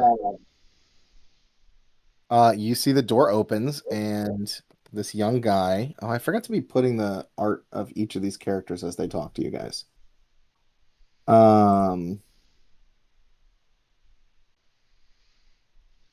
You see this young guy come into your cabin. It is the archaeologist that you rescued a while ago from the Saugin and the Trade Guild. Evan? He's very young, like early 20s. Very well educated. He is from Andorran, so he's like English basically. Or like Western European. He comes into your study and he asks, is this a bad time? Are you busy? I'm only reading spells as I do all the time. I'm very happy to have a visitor. What may I do for you, young Elvin? As you say that you're reading spells, his face, Evan, his face like lights up a little bit, and he asks, "Oh, may I ask what kind of spells you're studying?" You may not. Oh, he looks a little abashed.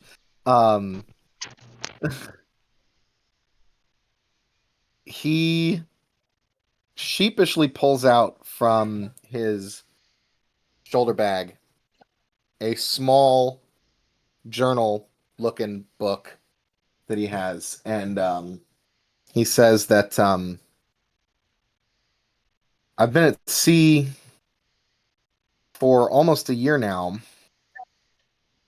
away from the university at Capital, and this is the first ship that's had anybody that knows that has a formal study of magic aboard. I was learning at the university, but my training has been my studies have been pretty few and far between since my departure for this research opportunity. I was wondering, do you have any time in your schedule for maybe a lesson or two, perchance? a lesson from me. Oh, dearie me. Well, young lad, I haven't had an apprentice in a very long time. There is a method to these sorts of things, you know. And one must take an apprenticeship very seriously indeed. I You see, frankly, he like. Oh, go ahead. I frankly have my doubts as to whether or not we will actually be together for very much longer. That's always a possibility. So, what makes you so special that you think you could be my apprentice? He kind of his face sets with like a determined look, and he says, "When last we made port, Alder, he picked up a bird for me so that I can send messages back to my patron at the college, so I can extend my my voyages here, and we've decided to take a semi-permanent residence ship aboard this vessel with leave of the captain. So I shouldn't be going anywhere anytime soon." And he kind of opens his spell book, and you see some like very neat handwriting, but like rudimentary spell work of like cantrips and stuff that he has in this book. Maybe a couple of like what out of game you'd consider like first level spells. Right. And he goes, I've already advanced a bit in my studies from the college, but not as far. It's kind of been slow goings as after I left. But I do have some to show you, some work to hopefully prove my worth if you'd like to see it. Gelf strokes his beard and leans back on his stool and goes, "Show me."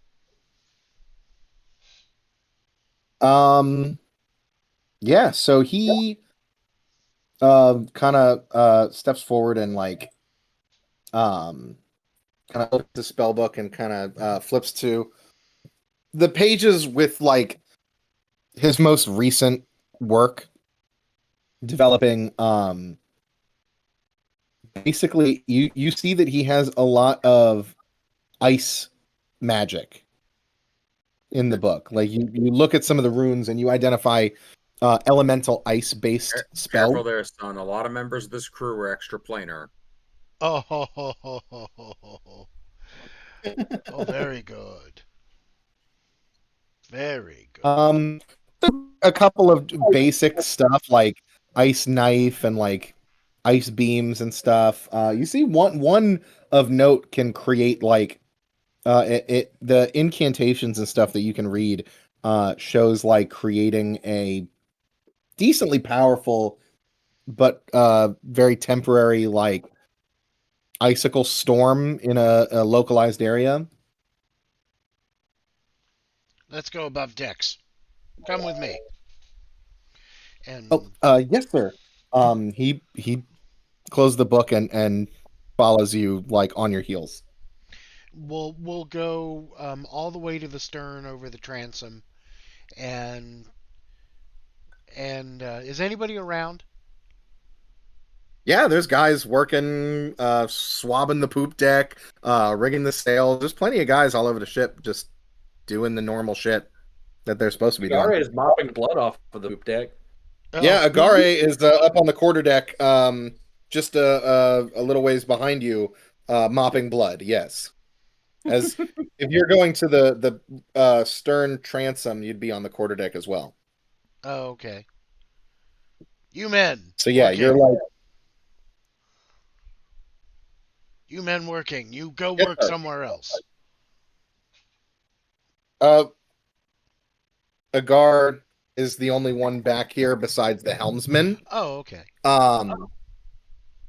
So he kind of like land, and he kind of like looks back and forth at like land down on the main deck, and then to you, and is like looking back and forth, and he's like, "Oh God, which one's scarier? I don't know." And he kind of scurries off and like goes up the rigging and is like helping other people, like trying to make himself as busy as possible. So he can't be yelled at to go swab the deck.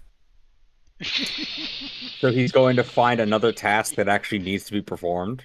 Right, like a task that's in like Look at that. integral to the ship. You can look at that. You can teach him. All right. He's being asked to swap the deck in a completely redundant fashion is just fuck. I'm tired of doing this, but I don't want him to yell at me. You know what? It's been like a day and a half since anyone like recoiled the ropes. I guess I go do that. Right. If I make myself as useful as possible, he can't be mad that I'm not doing the stupid bullshit that he assigned me.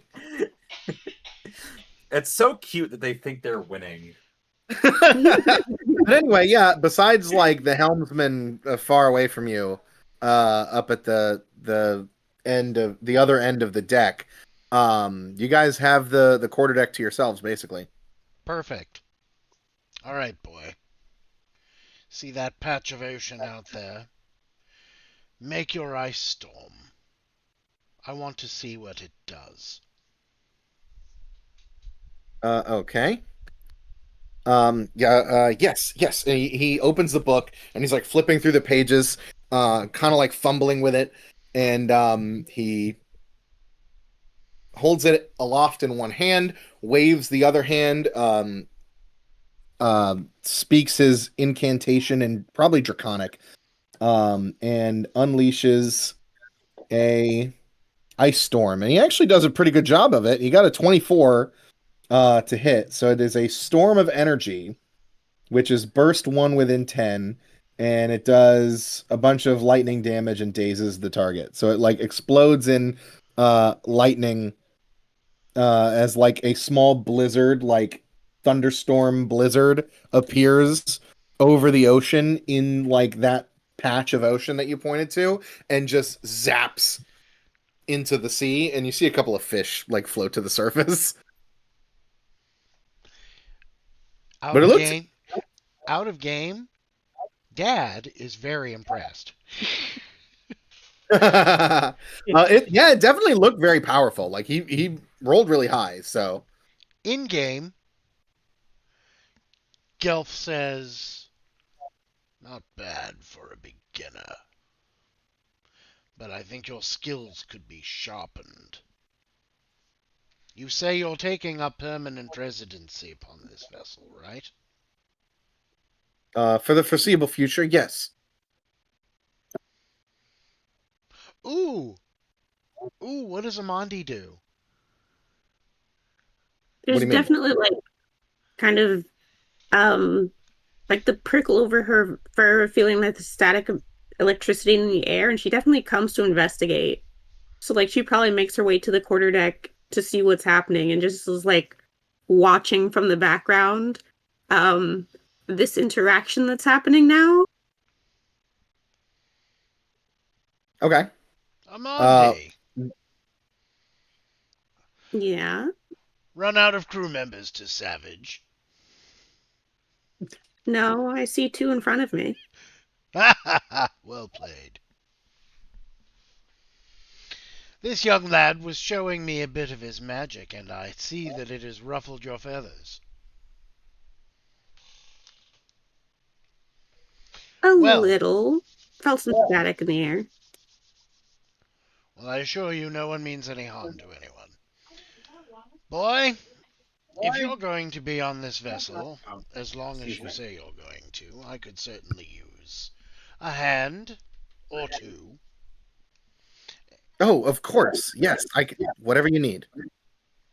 And who knows what scraps of information I might toss your way. He says, I thank you so much for this opportunity. I won't let you down. There's no way you can.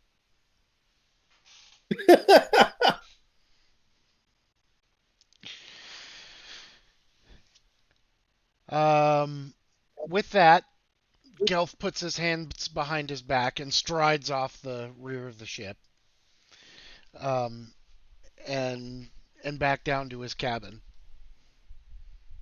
Okay. Do you leave him with anything, or just like the proposed, like, I'll get to you later kind of thing?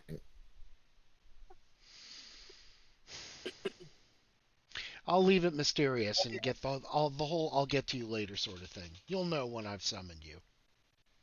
Okay. Yeah. He says, I look forward to apprenticing under you, master. Gelf, his back turned, waves his hand. So I have a question for Gelf real quick. Yes. The voice you've been doing this session, is that canonically what Gelf's voice sounds like? Or similar to Lan, is he diegetically putting on a voice to sound more wizardy in the way that Lan affects a black country accent to sound more piratey? I'm trying to do something effete and very old elf-like. No, and that I get it, but I'm saying, like, is that how I think Gelf he's asking sounds all the time, or in is that a thing character. that Gelf in character? Is that a thing that Gelf does?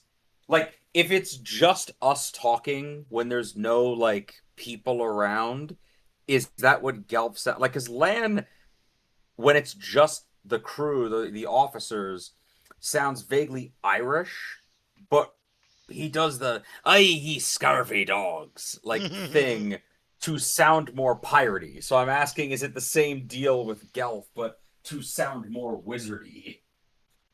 Gelf is more dignified than to put on airs. That's his normal voice. Okay, cool. All right. So we now Gelf have our is- first canon example of Gelf's voice. Gelf is too big a snob to put on airs or to affect a persona that is not 100% his own. Nice. Gelf is, as you may have noticed, is kind of a prick. Gelf has high self-esteem, and I mean that as an insult. That's a good way to put it. You should have less. I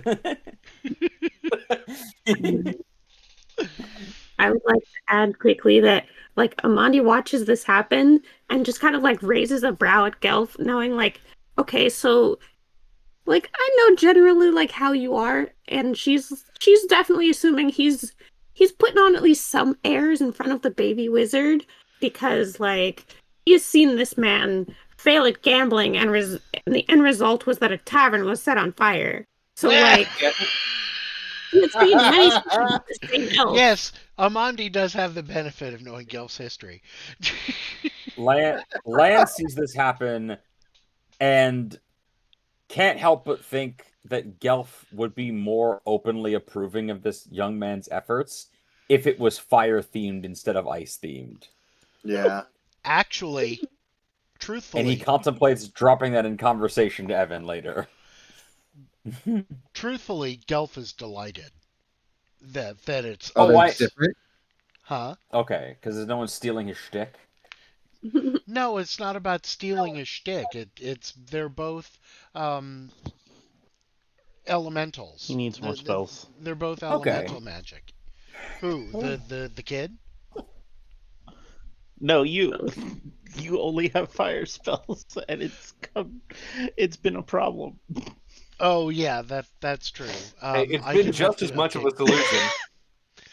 Oh no, I know it has, but it's funny because after one of the battles, like Gelf was like, I really need to learn something Expand other my than fire. portfolio. Expand my Yeah. portfolio, and Yeah, then that's why I made the joke about here's this. I It's can't really help but funny. think if that was fire magic, he'd be at least a little bit more approving. Well- no, not at all. It has nothing to do with approval. But remember, a good sensei never thinks his student is good enough. Eh? So, Okay. at that, we are going to, for our last encounter, flash forwards to once the crew is safely back aboard the Chimera again. Who is forwards, and why do I need to show him my dick? Anyway, after you guys have received the item that you came to Pesh for, we flash forward to the Chimera back aboard again. Setting sail for your next destination. Gillator, Yes. you are at the helm, keeping watch, like making sure that everything's shipshape. The ship hasn't been. Everybody's been kind of lazy for the last like 2-3 weeks that you've been gone, and kind of slow goings to get everybody back in the swing of things. But after a few hours back at sea, land's got everybody whipped into shape. Nice. Quite literally. In some cases. Coming up the stairs to the quarterdeck, now off duty, is Helgrid.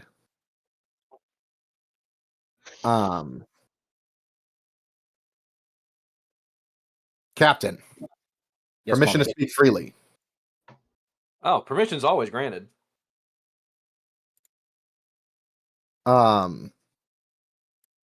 Captain, the crew is ecstatic that you're back. However, Oh, wonderful. Oh, there's a however? It was difficult, to say the least, keeping the men in line while you were gone. I am very grateful for the opportunity that you gave me while the officers aboard took the Stormrunner to Pesh. But sir, you didn't really leave me in the best capacity to captain the ship while you were gone. Yeah, sorry about that. We had some fights on shore. The men used a lot of the goodwill that you accrued with the people of oh god, what was where'd you guys go? The island. Cordova. The men used up a lot of the goodwill that you fostered with the people of Cordova when you were last here. And their hospitality was wearing thin by the time you returned. Keeping the men in line was no small feat, and I felt extremely ill-equipped to do so. I am sorry that you felt that way. When I left the crew in your hands, it's because I believed you were the most capable one to take care of them. You should have more confidence in yourself. I think you might not see in yourself what I see in you.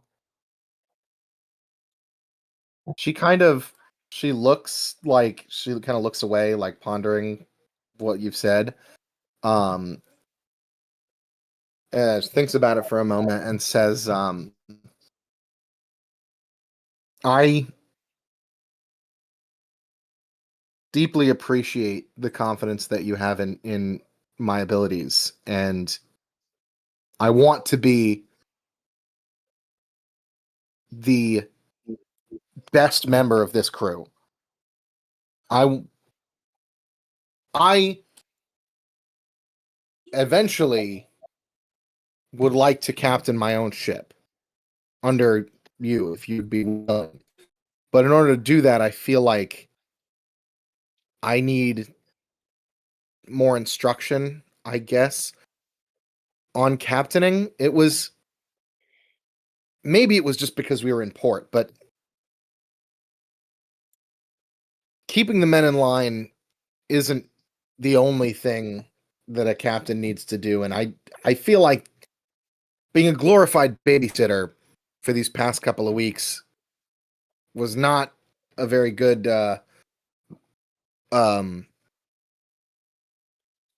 first impression. Yeah. Like tryout. one piece of advice that I can give, at the very least, when you were manning the brig, I saw you able to take charge of people who were captive and didn't want to be here. Very different experience from taking charge of people who actively want to be here.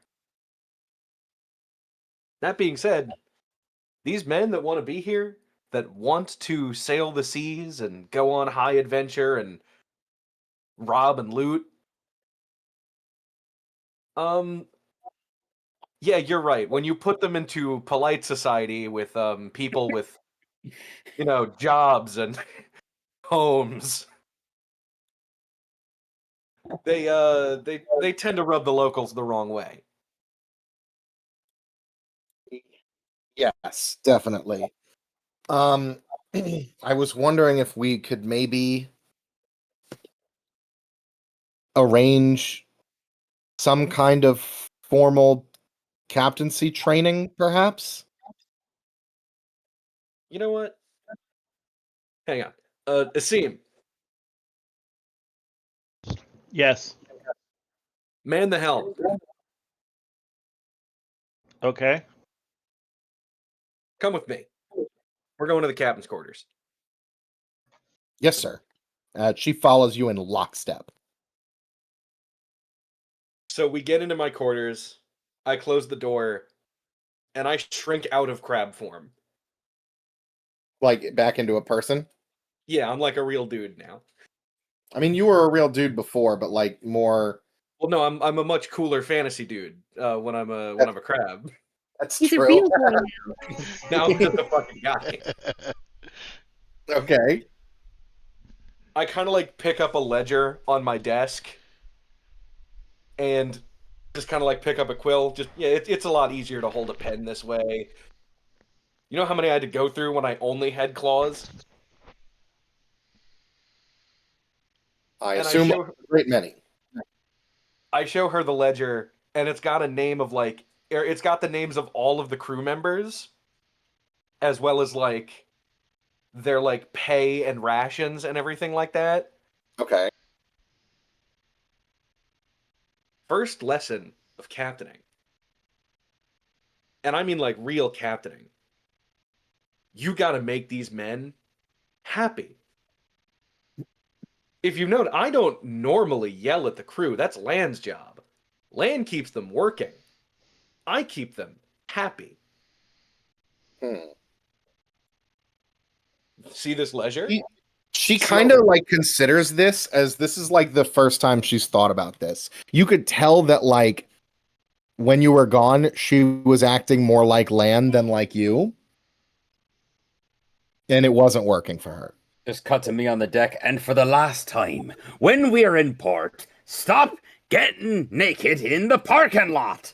No! God damn it.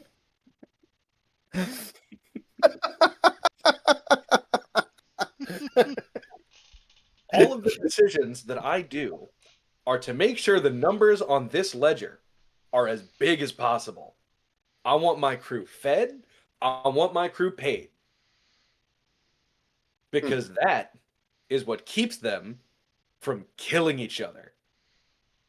Getting hungry at sea, having no rations and a rough captain and choppy seas and poor pay. No one wants that. And again, especially not the people who are crazy enough to want to be here.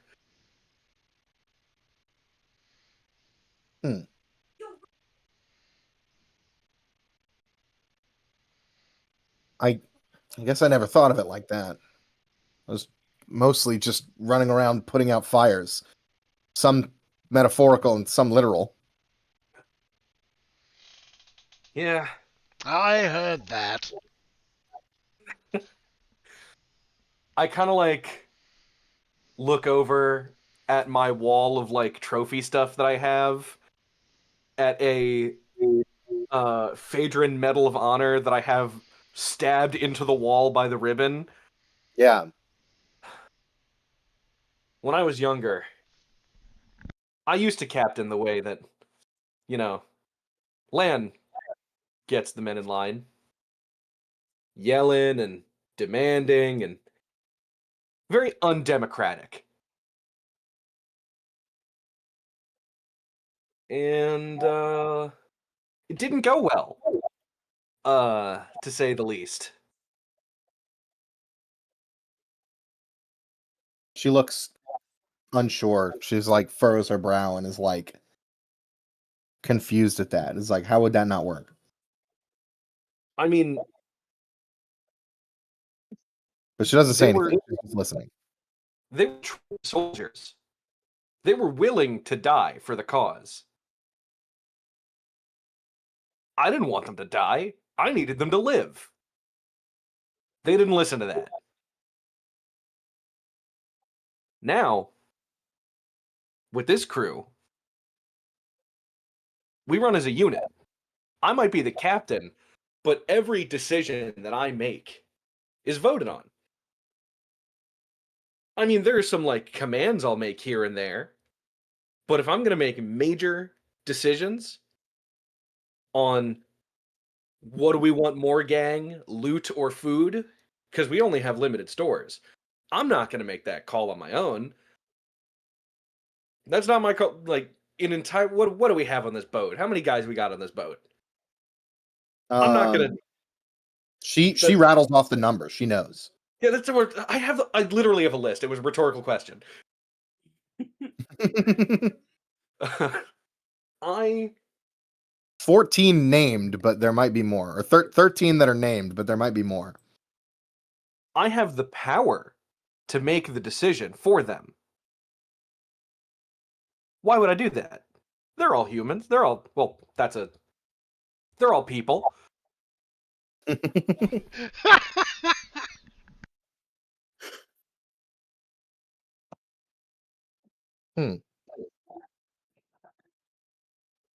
Okay.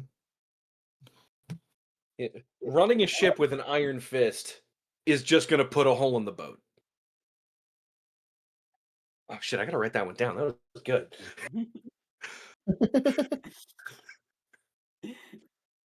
I love the idea that Gelator has a list of like cool captainy sayings that he has, like platitudes. He's actually added to your notes section on your character sheet. Okay. Running a whole iron fist is gonna put a hole in the boat. Bars.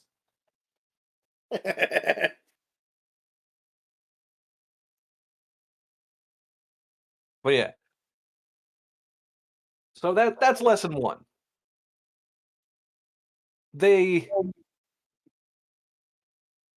Your crew's never going to respond to the captain treating them like less than people. Once they know that they're going to be treated like people, they'll do whatever. And sure, it's going to take some what's the word I'm looking for? I don't know how to describe that. It's going to take a Lan. That's the only way that I could describe how he is. It's going to take Lan to really whip them into shape. But in order for them to still want to be here, you got to treat them like people.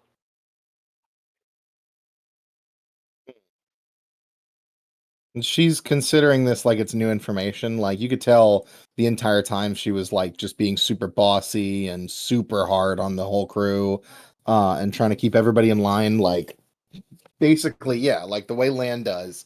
But she's didn't really consider the like how any of the other crew felt. She just assumed they were supposed to fall in line because they know better.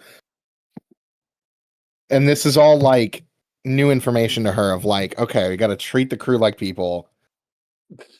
Because she's like super regimented.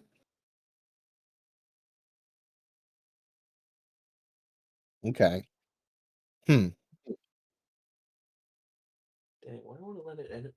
Won't let me edit my notes tab. Weird. You have to unlock the sheet now. The lock's at the top. There. Oh, weird. Oh, thank you. Mhm.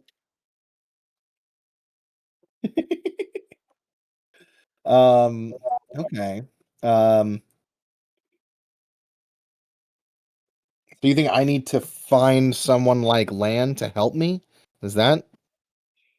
Oh, absolutely. It's integral. They need somebody to hate so that they can like you. Hmm. Okay. They need somebody to be like, oh, well, at least the captain's not that guy.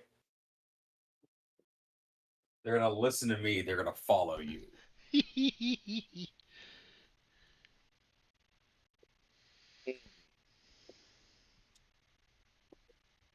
Okay. I'll try that. Next time the officers go ashore.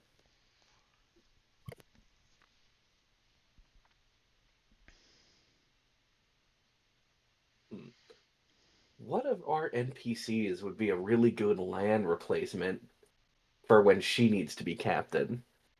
Which of our NPCs is kind of an asshole? What's that? Oh I'm my trying to God, think of wait, which of our wait. NPCs is Is kind of it- an asshole. Is it a Mondes guy? No, because he's an You're asshole asking the because he's wrong full of way. himself. He's not an asshole who Yeah. will tell you what to do. I will say Hmm. he's working on becoming a lot less of it. He's been humbled at this point. Ooh, what's that orc guy's name that we picked up at the same time as him? Olger. Vulgar. Olger? Yeah, he could probably do it. People are scared of orcs. She considers this and she's like, okay, I'll talk to him.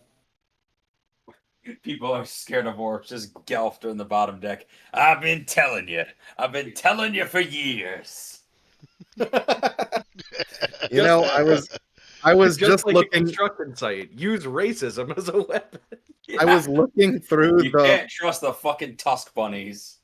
No. I was just looking through the list of NPC crew, and he's the one I landed on who's like, she'd probably go to this guy. So I think I was on the right track in that case. Mhm. It could maybe be a combination, like secondary Amandi / Lan. He's got both like the size intimidation factor and also like I haven't seen him yell at somebody yet. So Oh, I don't jury's think out. he's going to need to. Yeah. Yeah, Lan yells because he's 5'2", 96 pounds, and 71 years old. That's. I would not have the same coaching technique if I was a Goliath. It's because most people. Lan is the Chihuahua. It's because most people in this crew can kill me if they actually tried. So yeah, she says, "Thank you for this lesson, Captain. I will put these this lesson to use immediately." All right. Let's go back out there. And then I just kind of re-crab. Oh, this is way more comfortable. Okay.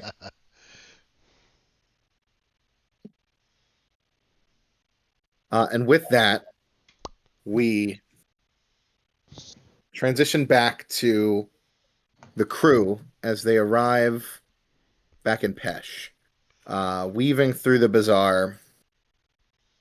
Let me see here. Hold on. Where's my notes? What? My Google Chrome is fucked up.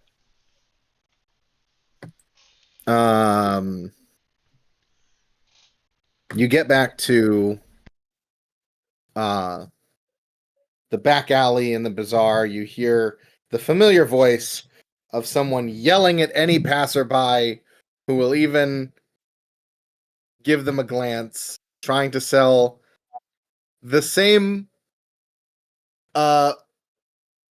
like container, like jar. They have a jar of powder now, this like silver dust in a jar that they are calling anything from pixie dust to alchemical silver to wolf's bane, all kinds of different things as people are just walking by. When he notices you, he goes, "Ah, yes, my best customers. Come on in. Come this way to the back." I look at the jar of silver powder on the way in, and once we're out of earshot of the passerbys, I ask him what's actually in the jar. He says what is actually in this jar is it is specifically powdered boule teeth. It can give you the strength of 10 men. That's bullshit, right? I don't know. Do you believe it? Amandi, don't fall for it. He I'm not gonna buy it for him. He been doing this all day.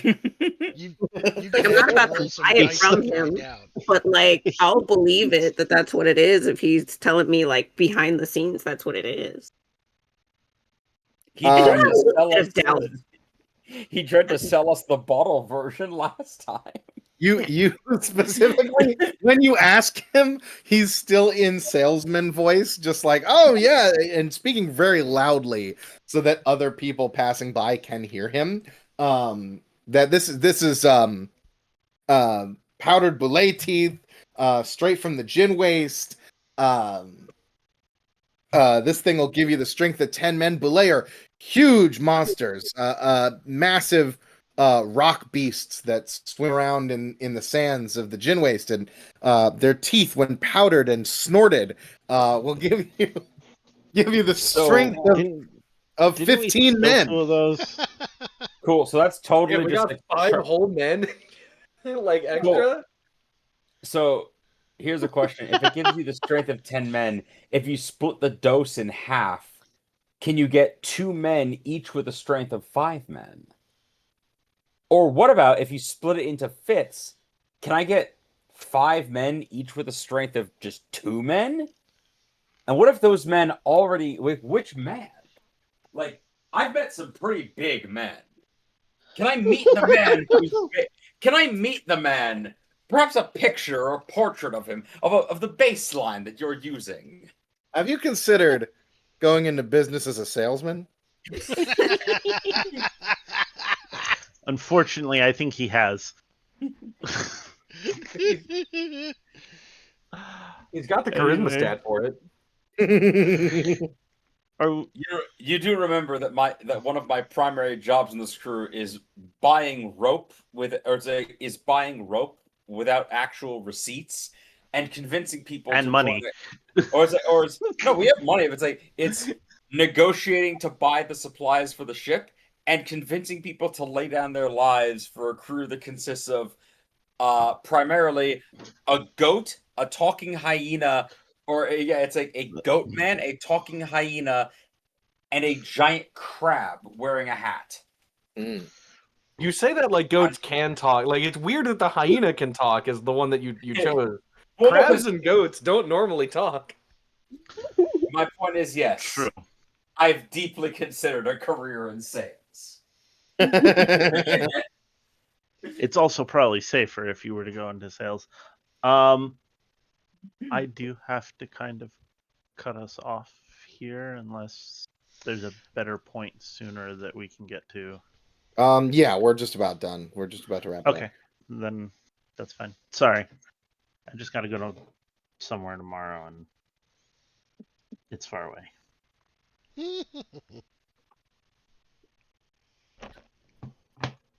Sorry. You're good. So yeah, he as you talk about that, as he says that, the rest of you are ushered into the back room, where he puts down the jar before walking into the back room, locks up the shop, and says, "All right, what'd you get? You got it?" Yeah, we got these feathers from this bird lady. You have sand in a jar that came off of a feather from a bird lady. Oh, perfect. Can I see it? Yeah. You hand it to him? Yeah. Okay, yeah. So you hand him the small jar, and he's like, "Excellent. Yeah, this will definitely be enough." How many people did you need to disguise again? The whole lot of you, or just the weird ones? Wow. 2 out of 3 of the weird Wow. ones. And Do you I want thought to? Do Gelf you want to? was. Do you want to rephrase that, lad? He blinks as like what did I say that was untrue? Like kind of like I mean nothing, but it's more about the tone in which it was delivered. I'd say.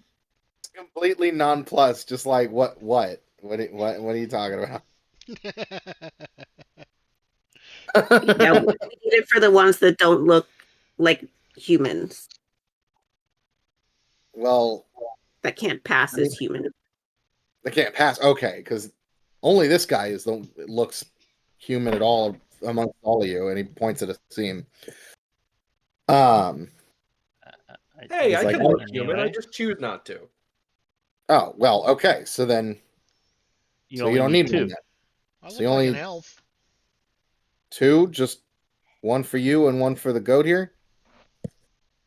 I don't know why it just occurred, and this is Luke talking. I don't know why it just occurred to me. Oh yeah, no, it's also for okay. So the potion's just for me and Amati. Okay. Yeah. And possibly Gelf if we want to Yeah, you want one for Gel. de-point his ear. Anybody who's halfway perceptive is going to see those pointy ears a mile away. So What's the matter with your hair? Long hair.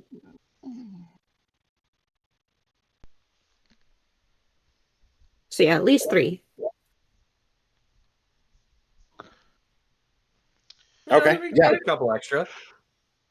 However many we can get. This will definitely be enough for 3. I could probably stretch it out to 4 if you need one to hide the claws, but No, I'll be fine. If you're good, then yeah, I could definitely go with 3. Okay. Give me about 3 days, and I'll have them ready for you. 3 days, you say? Yeah. We have to stay in Pesh for 3 days, huh?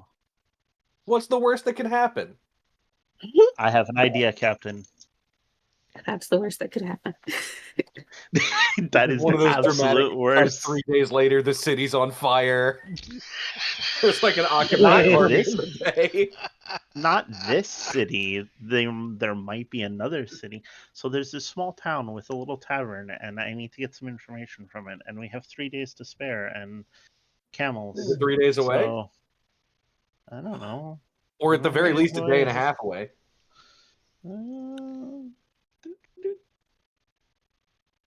Hold on. Where is? I have to actually look at the map. What was the name of it? Where you want to go? Where the tavern is, where I get more information and Oh, don't yeah. have to track down a psychopath. I looking don't at my know. Let me notes. check Hold for you. on. Are you trying to go to the Silver It's in Scarab, Al or- Khair. Al Khair, the Silver Scarab. Oh, okay. So however far away that is. Let's see. Oh, I Wait, see it. we're in Pesh. We're on the island. That's going to be a problem. Yes. No, we're in Ashk, right? No, you're in No. Pesh. Oh, yeah, we went back to Pesh. Pesh. Where's Yes. Pesh? Oh, we gotta. Oh, this is probably a lot more than 3 days.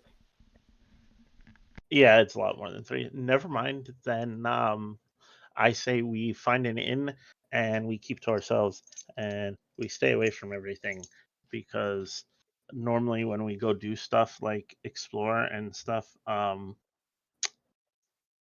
taverns get set on fire. We get hunted. Like, I run into my parents again. Like, if we can just avoid that. Yeah, last time we were in Pesh, we did kill a lot of Phaedron military. Yep. And they seem to be back again.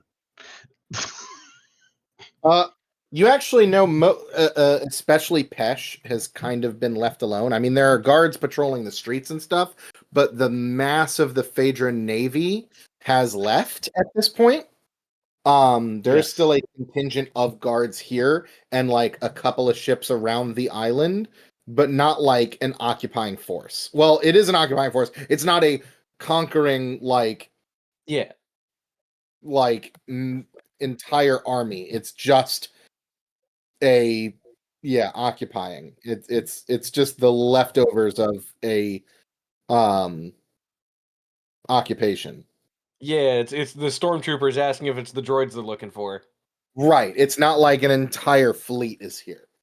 Yeah. Although, as you leave the bazaar to get back to the ship to let the crew know you're going to be here a couple days, you have who's going to come up? Togashi is going to run up to you guys Yay.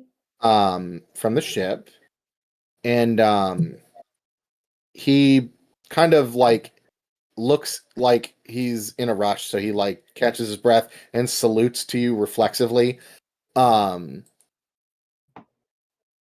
He says, Captain, there's been a development at the docks. Oh, Mm-hmm. what's developing? There's a Phaedron, not fleet, but Phaedron flotilla, kind of at Flotilla's the the dock. right word. Yeah, like a couple of ships. Oh, It's not an invading fleet, but it is something of a sticky situation. Helgrid has the crew laying low on the ship for now. Recalled everybody else back, awaiting further orders. we could go deal with that, right? I'm looking to the rest of the crew. How are you trying to deal with it? Because we need to be able to be here in 3 days. And we have a small ship. Yeah, but realistically, how many ships they got? 3, sir. Oh no, my ship will 3. 3 warships. I mean, like, taking on multiple big ships is not my problem. Like, I was willing to do that back on that other island. My problem is that when that is done, if we cannot stay here after that because of the altercation that we caused, then we potentially miss out on our magic items that we went on this whole side quest to get to. So They'll be I don't have here. a problem with the fight. It's just the consequences of the fight that matter to me. They'll be at the shores within an hour. They're still off the coast, but they're headed right for the island.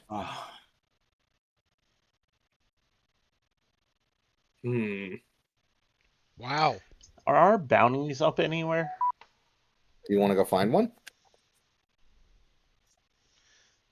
This Yes. is quite the cliffhanger.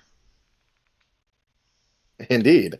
Yeah, you can have stopped by. I figure while we're deciding what to do about those ships, we might as well look at what our heads are worth to everybody. Because then I'm heading to. Yeah, I want to see how much higher mine is. That's fair. I'm curious about mine. You find the bounty posters. Let me go ahead and see if I can copy and paste this into the chat here. I like how we're told, like, there's literal danger on the horizon. That's great. Let's go check our bounties real quick, though. Let's quantify exactly how bad the danger is. And how bad a danger we are to them. Yeah. I think this works. Yeah, there we go. Let's see. That's in gold pieces. Oh wow! So it literally goes according to crew rank. Well, almost. Is Asim above Gelf? Asim and Gelf have the same. No, Amandi is above me. I have a higher bounty. Oh, sorry. Yeah, by like 300 gold. Sorry, I Actually, wasn't looking at the no, amounts. I thought Ben posted the names according to the. No. The Mm, names look like they're in rank order. the names are in rank order. The bounties are not. So that obviously has gone up since our last look-see, right? Well, now we're getting That's what- somewhere. You're Okay, all so- you're all cracked 20,000 gold. Nice. Nice. Yeah, So it's those ships might be Amondi. for us. So Those it's ships might be for us. Amondi, Gilator, me, and then Gelf and Asim in any order. Yeah. Yes, Yes. Yeah, my main I told worry. you I'm not worth much. My main worry is leaving the crew alone to deal with 3 warships. Okay. Do you get back to the ship then? I'm Yeah. still communicating with the higher ups here to see if that's what they want to do. That was me asking, not Tagashi. I mean, I think we hustle back to the ship. Yeah. Yeah, Might as well help. I have nothing else pressing to do on land here until 3 days pass. I do suggest that we play it smart at first and not just all out assault. See what they want. Okay. Like, even if we have to get them to, like, maybe chase us away from the island, and then maybe we can have, like, sneak back in on the Storm Runner to pick up our stuff. I've got a suggestion. Mhm. This is what the Storm Runner has been doing for months. My Yes. crew has been screwing with these people and making them insane Yes. for months now. Like, literally hitting them, running, making them chase them. I have this What- feeling that they'll be up for it one more time. Yeah. And while they go do that, we lay low, get our stuff, and then even just book passage on another ship home Right. while they continue to screw around with them. Yeah. Oh, 'Cause, that's like- right. I forgot. You're on the Storm Runner right now. You're not on the. Yeah. So Tagashi wouldn't be here. It would be some random guy from the Storm Runner. Yeah.